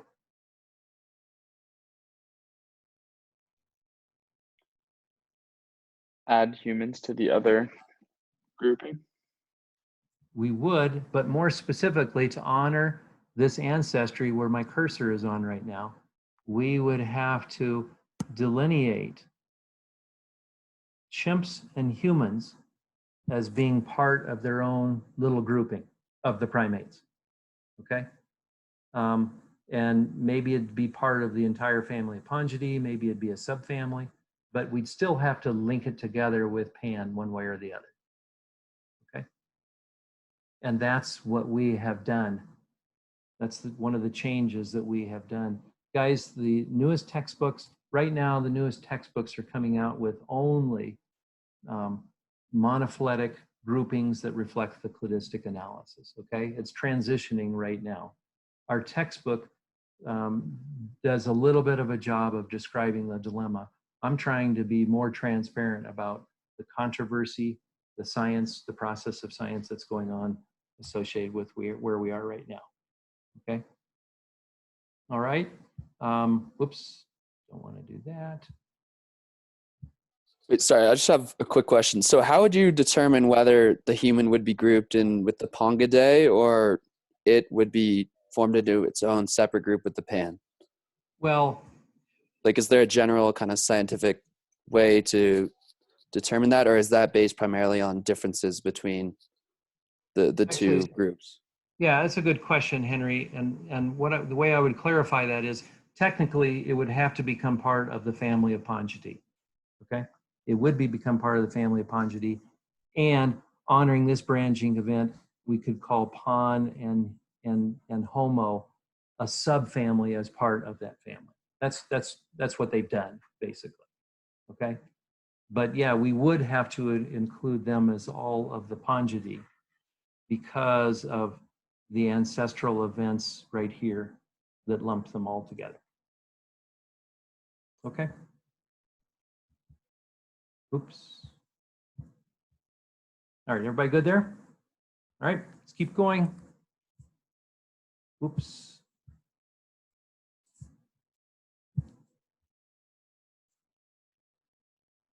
Okay, you guys see a different slide, right? See a slide now of, okay, here's the deal with birds, all right? To give another clarification of this, we actually have two different trees here side by side, okay? And I'm gonna divide them right here. Oops, I guess I should divide them right here. Okay. So there's sort of a left tree and there's a right tree. You tell me which tree, the left or the right, represents the traditional analysis, which side represents the more recent cladistic analysis.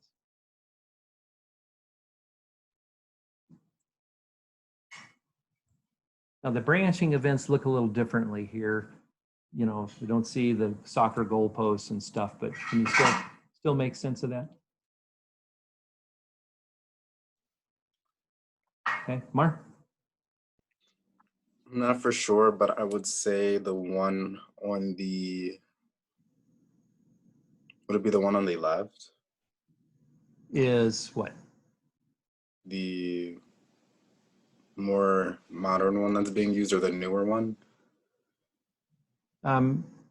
Actually, how about the reverse? Mm. 50-50 chance you're right. But that is the case. This one represents the traditional, the old school. Actually, somebody jump in here. Why would that make sense? Nick? Where would the left one make? Sorry, Mari. Well, go ahead, Nick. Because on the one on the left, the birds are in their own class, and so that would be the paraphyletic. Yeah. And on the right, they're in the same class with the crocodiles as well as with all of the other ones, and so that would be the mono. That is correct. Here is the monophyletic grouping because we see here's the most recent common ancestor of the group that includes the crocodiles, which is the most recent common ancestor of birds, and birds themselves. Okay, so all of the descendants of this ancestor are grouped together. And that's what textbooks are doing now, is lumping birds together with crocodiles and not calling them class aves so much anymore, but rather a grouping called archosaurs. Okay. Which, if personally, there's some crazy things about this, guys, because I'm an ornithologist. Okay. I won't get into that so much right now, except to say that, man, I see both sides of the fence. But birds are definitely linked with crocodiles, and so we have to honor them with how we designate the group. Over here, where the birds are isolated from the rest of the groupings, notice how here's the most recent common ancestor of both birds and crocodiles. In the branching event, we have shown with a paraphyletic grouping that crocs and birds are separated from each other. We're not including them in the same group. Okay. Okay, everybody with me there? Okay, all right.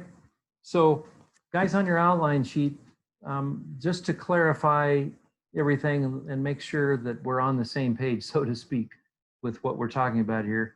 Under number 2, the competing models for showing phylogeny, we have just talked around the differences between the traditional and the cladistic, but let me speak to the outline just to make sure that you have what you need there, you've got it correctly. In terms of under the traditional analysis, the II part of the outline, see where it says incorporates either mono or paraphyletic taxa, and there's 2 bullets. Those 2 bullets I'm designating especially for, yeah, it recognizes but doesn't use exclusively. Monophyletic grouping, in other words, to show common descent. Okay, that's bullet number 1. Monophyletic grouping that shows common descent.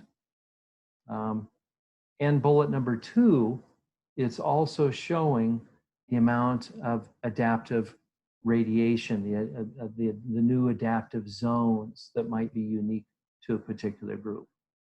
That's essentially what paraphyletic grouping does, is it recognizes some unique ecological adaptive zone that an organism occupies and views that as so large that it's worthy of changing the classifying groupings to reflect it. Okay, everybody good with that? Okay, and under cladistic analysis, incorporates only monophyletic taxonomic grouping. In other words, it's recognizing and showing common descent only. Okay. All right. Okay, guys, if everybody's good there, we're going to move forward into the last part of the outline. And I want to take you to actually building, showing you how to do a cladistic analysis. Okay.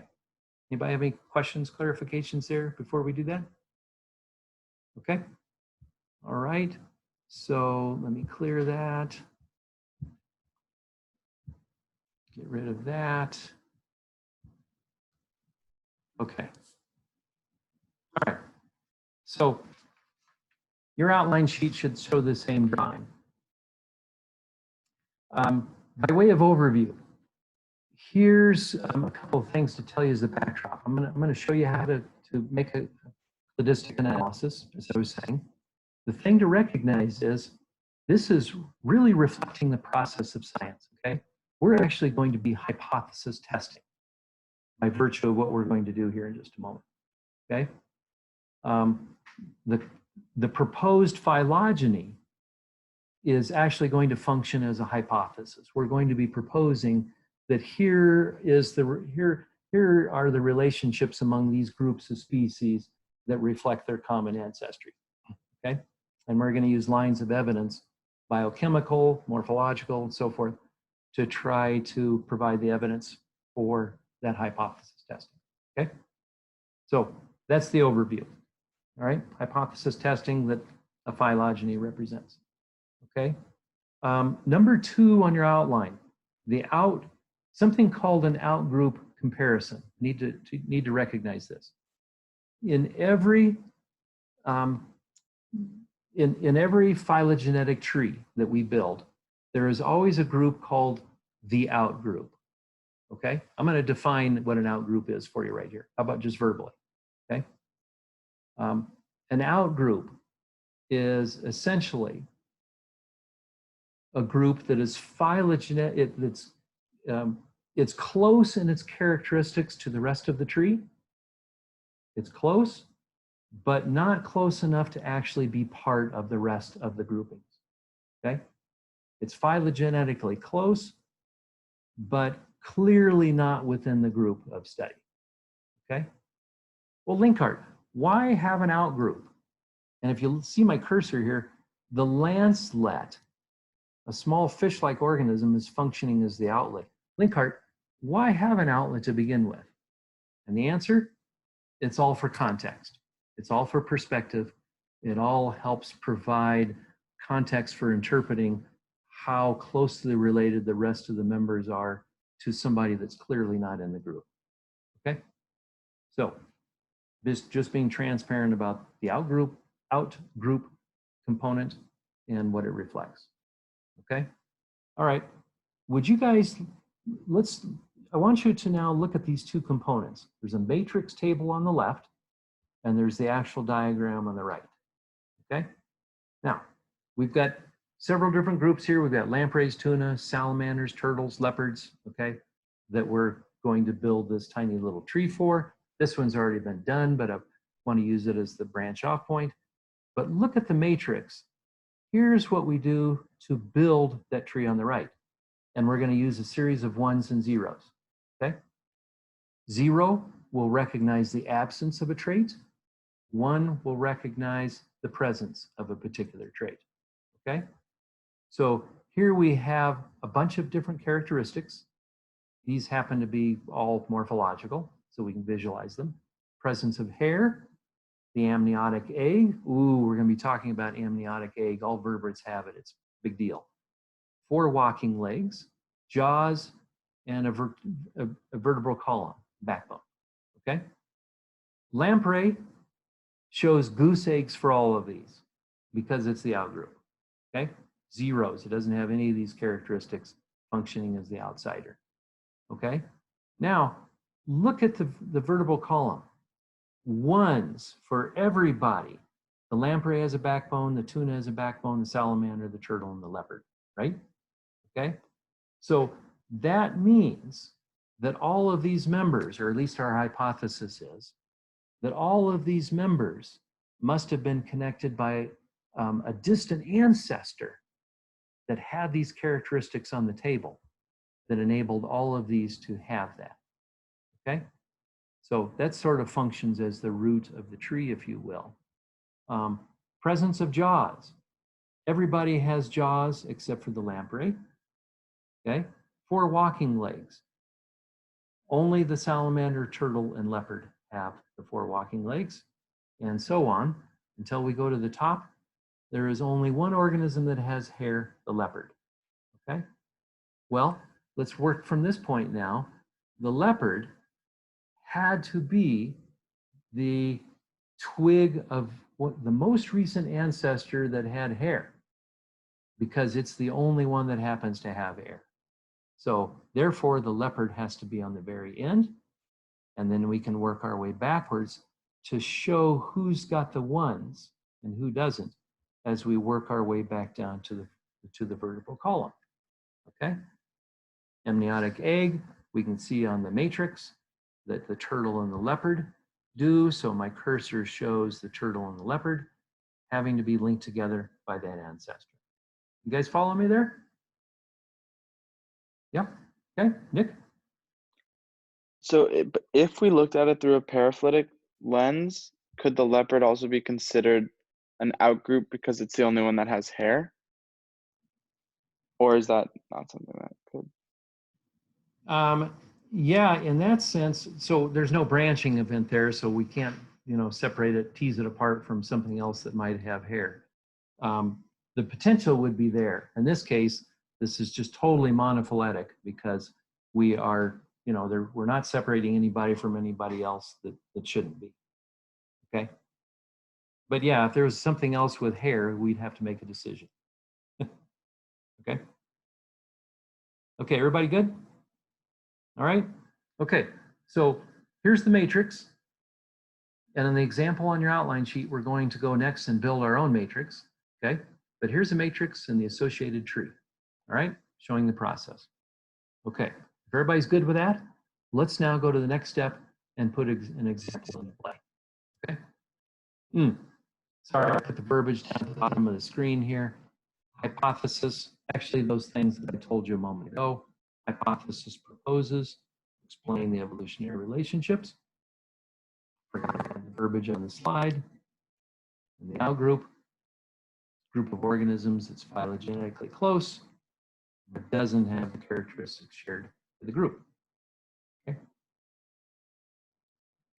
And I'll pause here for just a moment if some of you are taking advantage of that.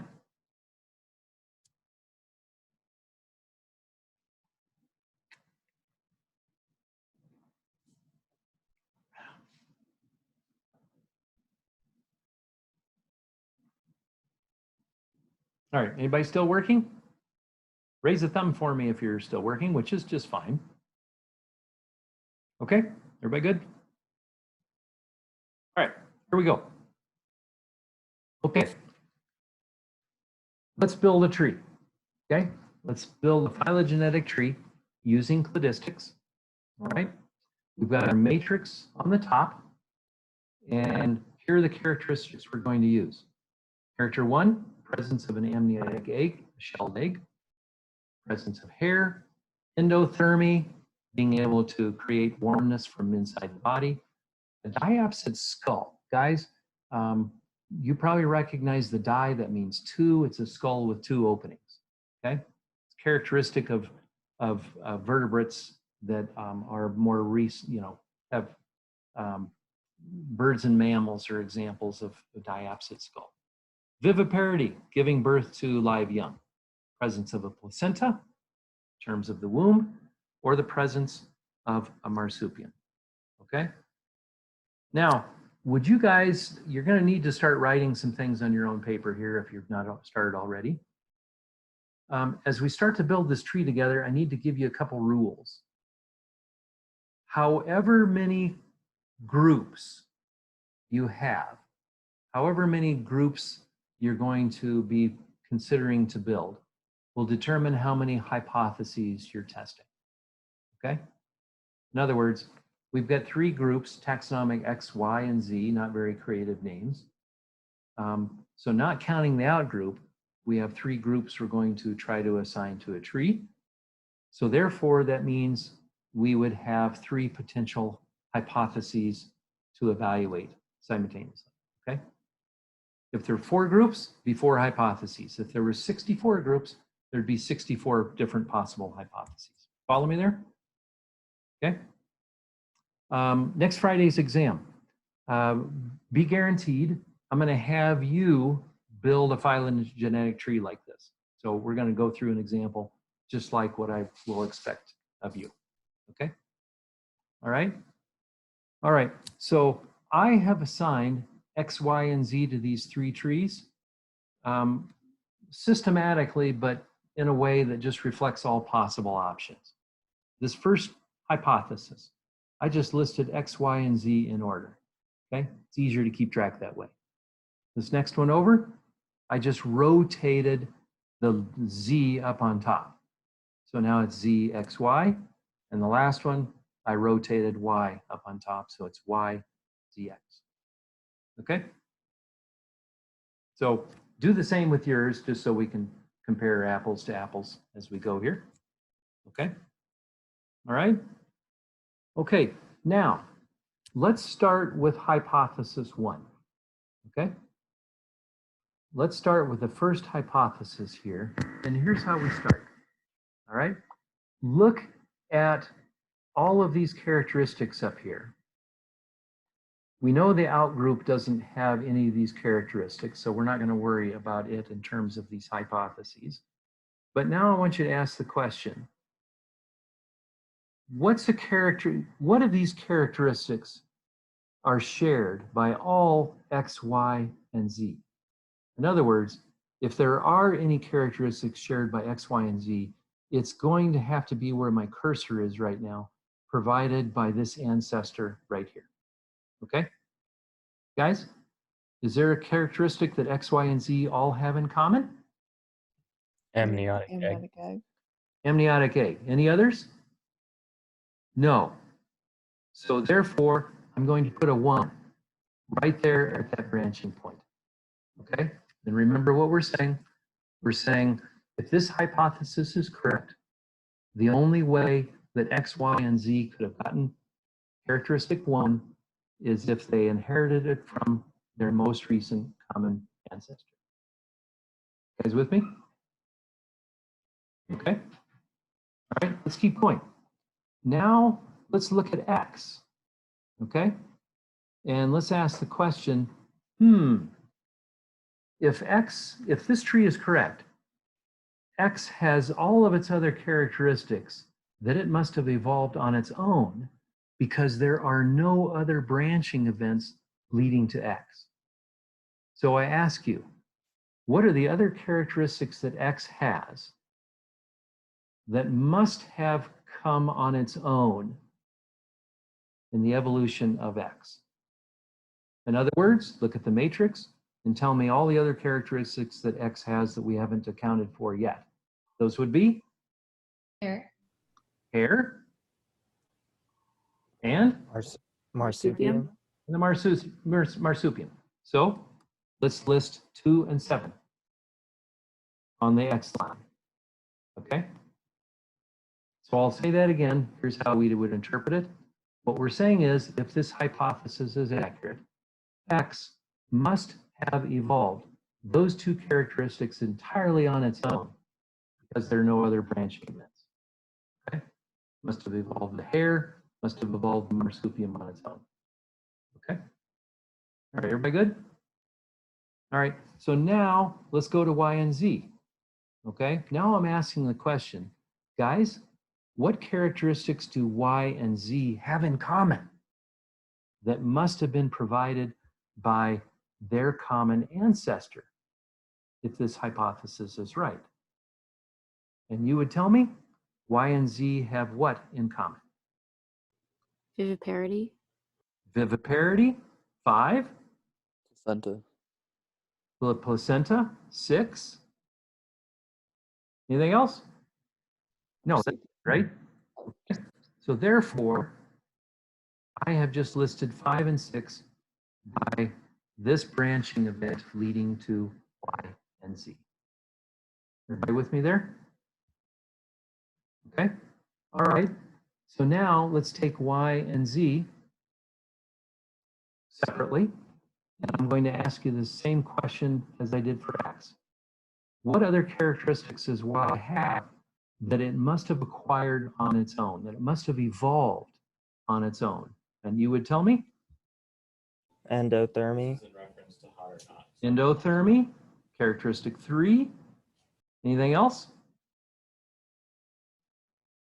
No, that's it, right? Okay, so therefore, oops, I did the lowest one first. I forgot I did that. And 3 up there for Y, but let's make sure you agree with Z. We're saying that Z must have evolved. The only other characteristics it has that we haven't accounted for yet, number 4 and number 7, the diapsid skull and the marsupium on its own. You guys with me there? Okay. All right. So now we need to do the same thing with the other 2 trees. You guys ready to do that on your own? Okay. How about I put you back into breakout teams real quick? You want to do that with some bodies? Okay. Let's give you 2 or 3 minutes or so together. And would you fill out those last 2 hypotheses, and then we'll come back together. Okay. All right. Here we go. And let's stay with the same teams. Go ahead.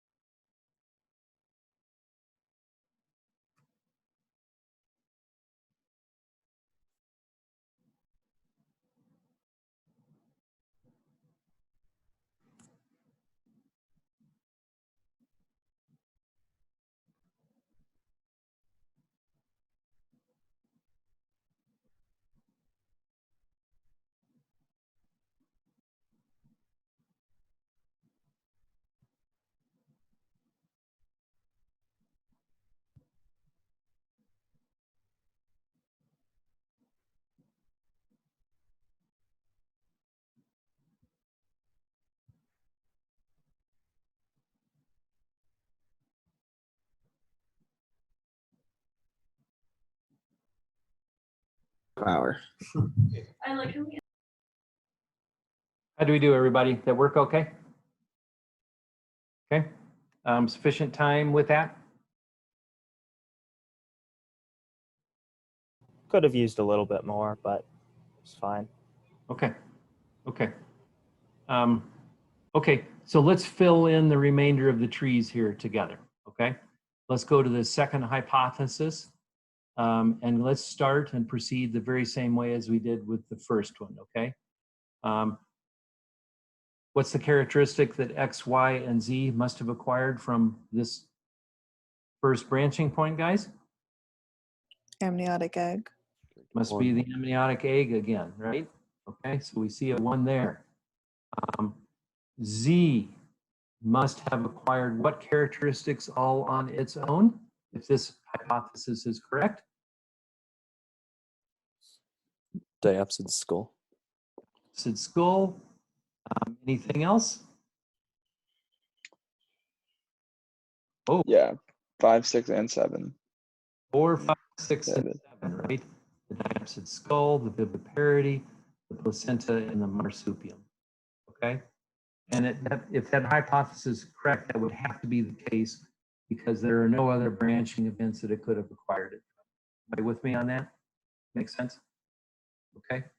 All right. For X and Y, what characteristics do they have in common that must have come from their common branching point? That would be?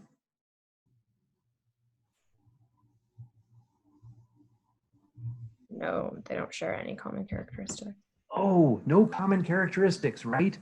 So then we have to go to X and Y, and we would say, okay, what characteristics does X have that it must have acquired all on its own because it couldn't have acquired it from the branch point? And everybody have 2 and 7 there? The hair and the marsupium, okay? Which leads what that Y must have acquired on its own? Here, guys. 3, 5, and 6. Okay. 3, 5, and 6, the endothermy, viviparity, and the placenta. Everybody good with that? Okay. All right. Let's go to our last hypothesis.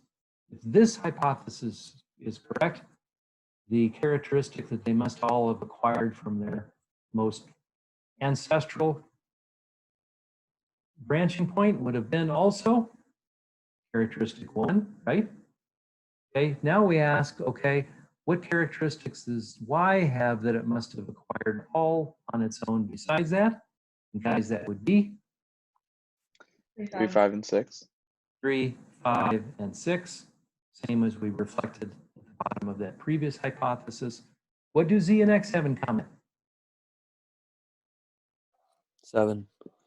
Characteristic 7, only the presence of the marsupium, right?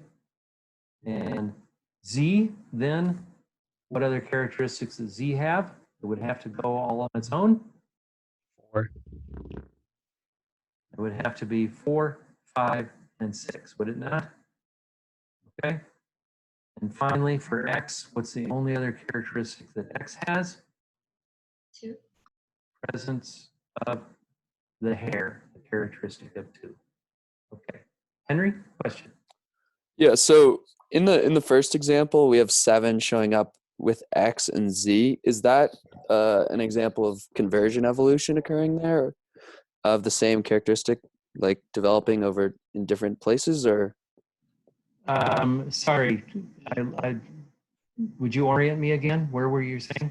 Yeah, in the initial kind of one that we did together. The first hypothesis. Okay. Yes, yeah. There's the trait 7 of marsupium, which both X and Z possess, but those looks like those have developed independently. Would that be an example of conversion evolution, or? Man, you're right on it. Good, Henry. That's exactly what that would have to represent if the hypothesis is correct. And you're actually that's a cue for me. I was going to ask you when you're through with developing these hypotheses, go back and look at these trees. Look for evidence of analogies. Look for evidence of synapomorphies. Look for evidence of ancestral homologies, because on the exam I'll probably be asking you to circle an example of something like that on there. So good, Henry, it's right on. Okay, guys, here's how we would evaluate these hypotheses, all right? Here's how we would test them. First of all, we do a simple little trick, and that is to add up all of the evolutionary events that would have been responsible for allowing a particular tree to come into existence. Stated another way, if we count the presence of all of these individual characteristics on the tree, we are stating that those must have been separate evolutionary events, and we're going to count them all up. In this first tree, we have 1, 2, 3, 4, 5, 6, 7, 8 evolutionary events. You follow me there? Okay, so 8 evolutionary steps, and if you go through and count the others, you would see 10 evolutionary steps in the second hypothesis and 9 for the third. All right? Now, these are so similar to each other, there's not a lot of differentiation, okay? But if this is all that we had at this stage of the game, which is all we do have, the way we would evaluate this is we would say, we use what we call the rule of parsimony, which is what I'm stating there at the bottom there. All other things being equal, we should accept the simplest explanation, the most parsimonious explanation, as the tree that's most strongly supported. In other words, the one that represents the fewest number of evolutionary steps. Oh, and I'm going to take advantage of what Henry just said a moment ago. It also is taking advantage of incorporating the fewest examples of conversion evolution. Okay? We're trying to minimize the invoking of analogous characteristics because that's not as likely to occur as the other representations of evolution. Okay? So in this case, the first hypothesis would be more supported. Okay? And the second verbiage that I put down at the bottom of the screen, the most efficient fit of the character data reveals the most parsimonious, the simplest, in other words, phylogenetic solution. Okay? Now, I'm going to end this by saying, guys, this is a first swipe. This is a first take on testing this hypothesis, okay? What we would do next, and we would conclude, by the way, at this point, yeah, the first hypothesis is most supported, but quite frankly, there's also close that it's only a slim, a little bit more supported at the moment than the others, okay? But it is most supported. So the next phase would be to bring in other characteristics. For example, especially biochemical characteristics, those that might be tied to genes, protein products, and so forth, and use that as the basis of discriminating among these 3 possible hypotheses. You follow me? And in the real world, guys, this is what systematists do. Yeah, it becomes much more complex with a ton more of characteristics, okay, and a lot more testing, but the principle is the same. Using the principle of parsimony and evaluating the presence or absence of characteristics in possible evolutionary trees as hypotheses. Okay? All right? Everybody good there? I have a quick question. Sure, Caitlin. You mentioned this will be coming up on an exam. Would you give us the organization of the trees to test, like how you told us X, Y, Z, Z, Y, X? Like, would you give us that, or how would we choose which ones to run? I would give you the trees, but I wouldn't label them. In other words, I wouldn't put the X, Y's, and Z's on there, okay? So that would be you. But, yeah, but quite frankly, the organization is real simple. Here's all you would do, and that just be systematic about it. If they're letters, if they're numbers, just list them all in order to start with, okay? Basically, they're just showing all the possible combinations, and it's just simplest to be systematic about it, okay? And all I did for the second tree was just rotate the bottom letter here and move it up to the top and pushed everybody down, okay? And same thing for the third tree. I rotated this Y to the top and moved Z and X down. So I just allowed it to follow systematically from what I showed on this tree here, okay? So if you do that systematically, that'd be the simplest way, but it also, there is only one way that you can show all possible combinations, and this is it. The order doesn't matter so much in terms of hypothesis 1, 2, or 3. Okay? Yeah, I would urge you to, in your practicing in your review time, to build some tables like this just on your own, make up some characteristics just to get some practice at being able to do the evaluations like this, okay? But next week, you can expect something similar to that, all right? Okay, guys, by way of summary, look where we've gone. We've finished with trying to give an example of how cladistics operates. And remember that cladistics relies only on building monophyletic groupings. It's the only type of grouping that honors evolutionary relationships that shows ancestry, okay? In contrast to the traditional analysis that we spoke of earlier, okay? And that's probably a good place for us to stop. Guys, other than that, we'll break now and come back for presentations at 1:15. Any last comments or questions at the moment, guys? Okay. Cool, guys. Let's break. And 1 hour and 15. Okay? Thank you. Thank you. Thank You bet. you. Thank you. Thank you. We'll see you in a while. Brian. Yes. Really quickly. Yeah. I noticed you're recording these Zooms. Would you ever be willing to like upload them to Canvas so we could go back through and watch parts, like if we're a little confused on them or anything? Oh, yes, totally. Caitlin, I think I had failed to say that in class so far, hadn't I? So you might remind me to say that in class this afternoon, but that's my plan. I have recorded all of them, or at least starting Tuesday, and I will upload them to Canvas under the respective lecture topics, okay? It takes me a little bit of time, especially on my computer. It takes about 4 to 6 hours of converting and uploading because the files turn out to be huge on Zoom. I will be doing that probably today into tomorrow for all of these for the week.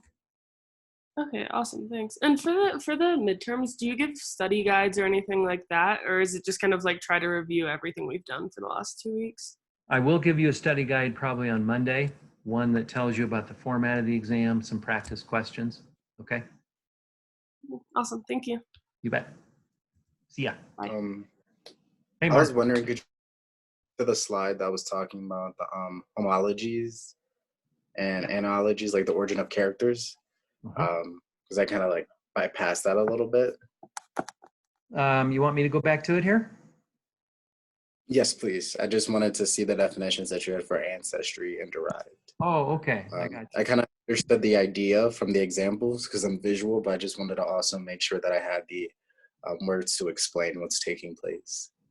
Yeah, and so would you remind me again, which slide was that? Was it the methods for? I believe. The mono, para, polyphyletic groupings? Is that what you mean? Yeah, the origin of characters. Yeah, the phylogenetic characters. Okay. I think it was like one of the beginning slides, and that's when you had like A prime, and like us comparing what type of an analogy or ancestry homology. I just Gotcha, wanted to man. see the definitions for those. Yeah, let me see if I can take you there right now.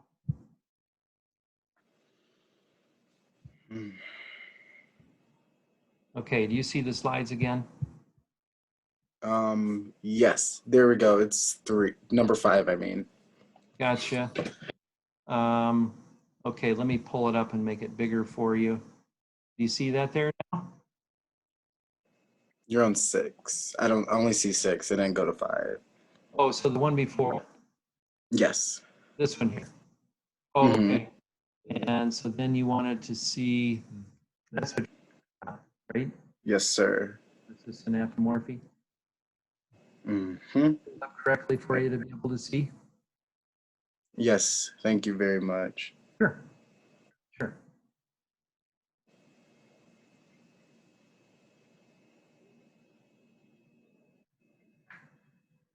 And then the analogies are pretty much like how we were doing with X, Y, and Z, where you may just have some traits, even though they had a common ancestor, they just develop because of their environment instead of it actually coming from That's right. common ancestor. Okay. Yeah, that's right. And you might recall that we actually talked about analogous versus homologous yesterday in our lecture. And so yesterday we were saying, yeah, analogous characteristics are characteristics that you know, have that are the same function, but are not a result of common ancestry. Okay. All right. Thank you very much. I really appreciate it. Sure. A lot of review to do this weekend. Yeah. Okay. All right. Thank you so much. All See you right. in the afternoon. You bet. We'll see you.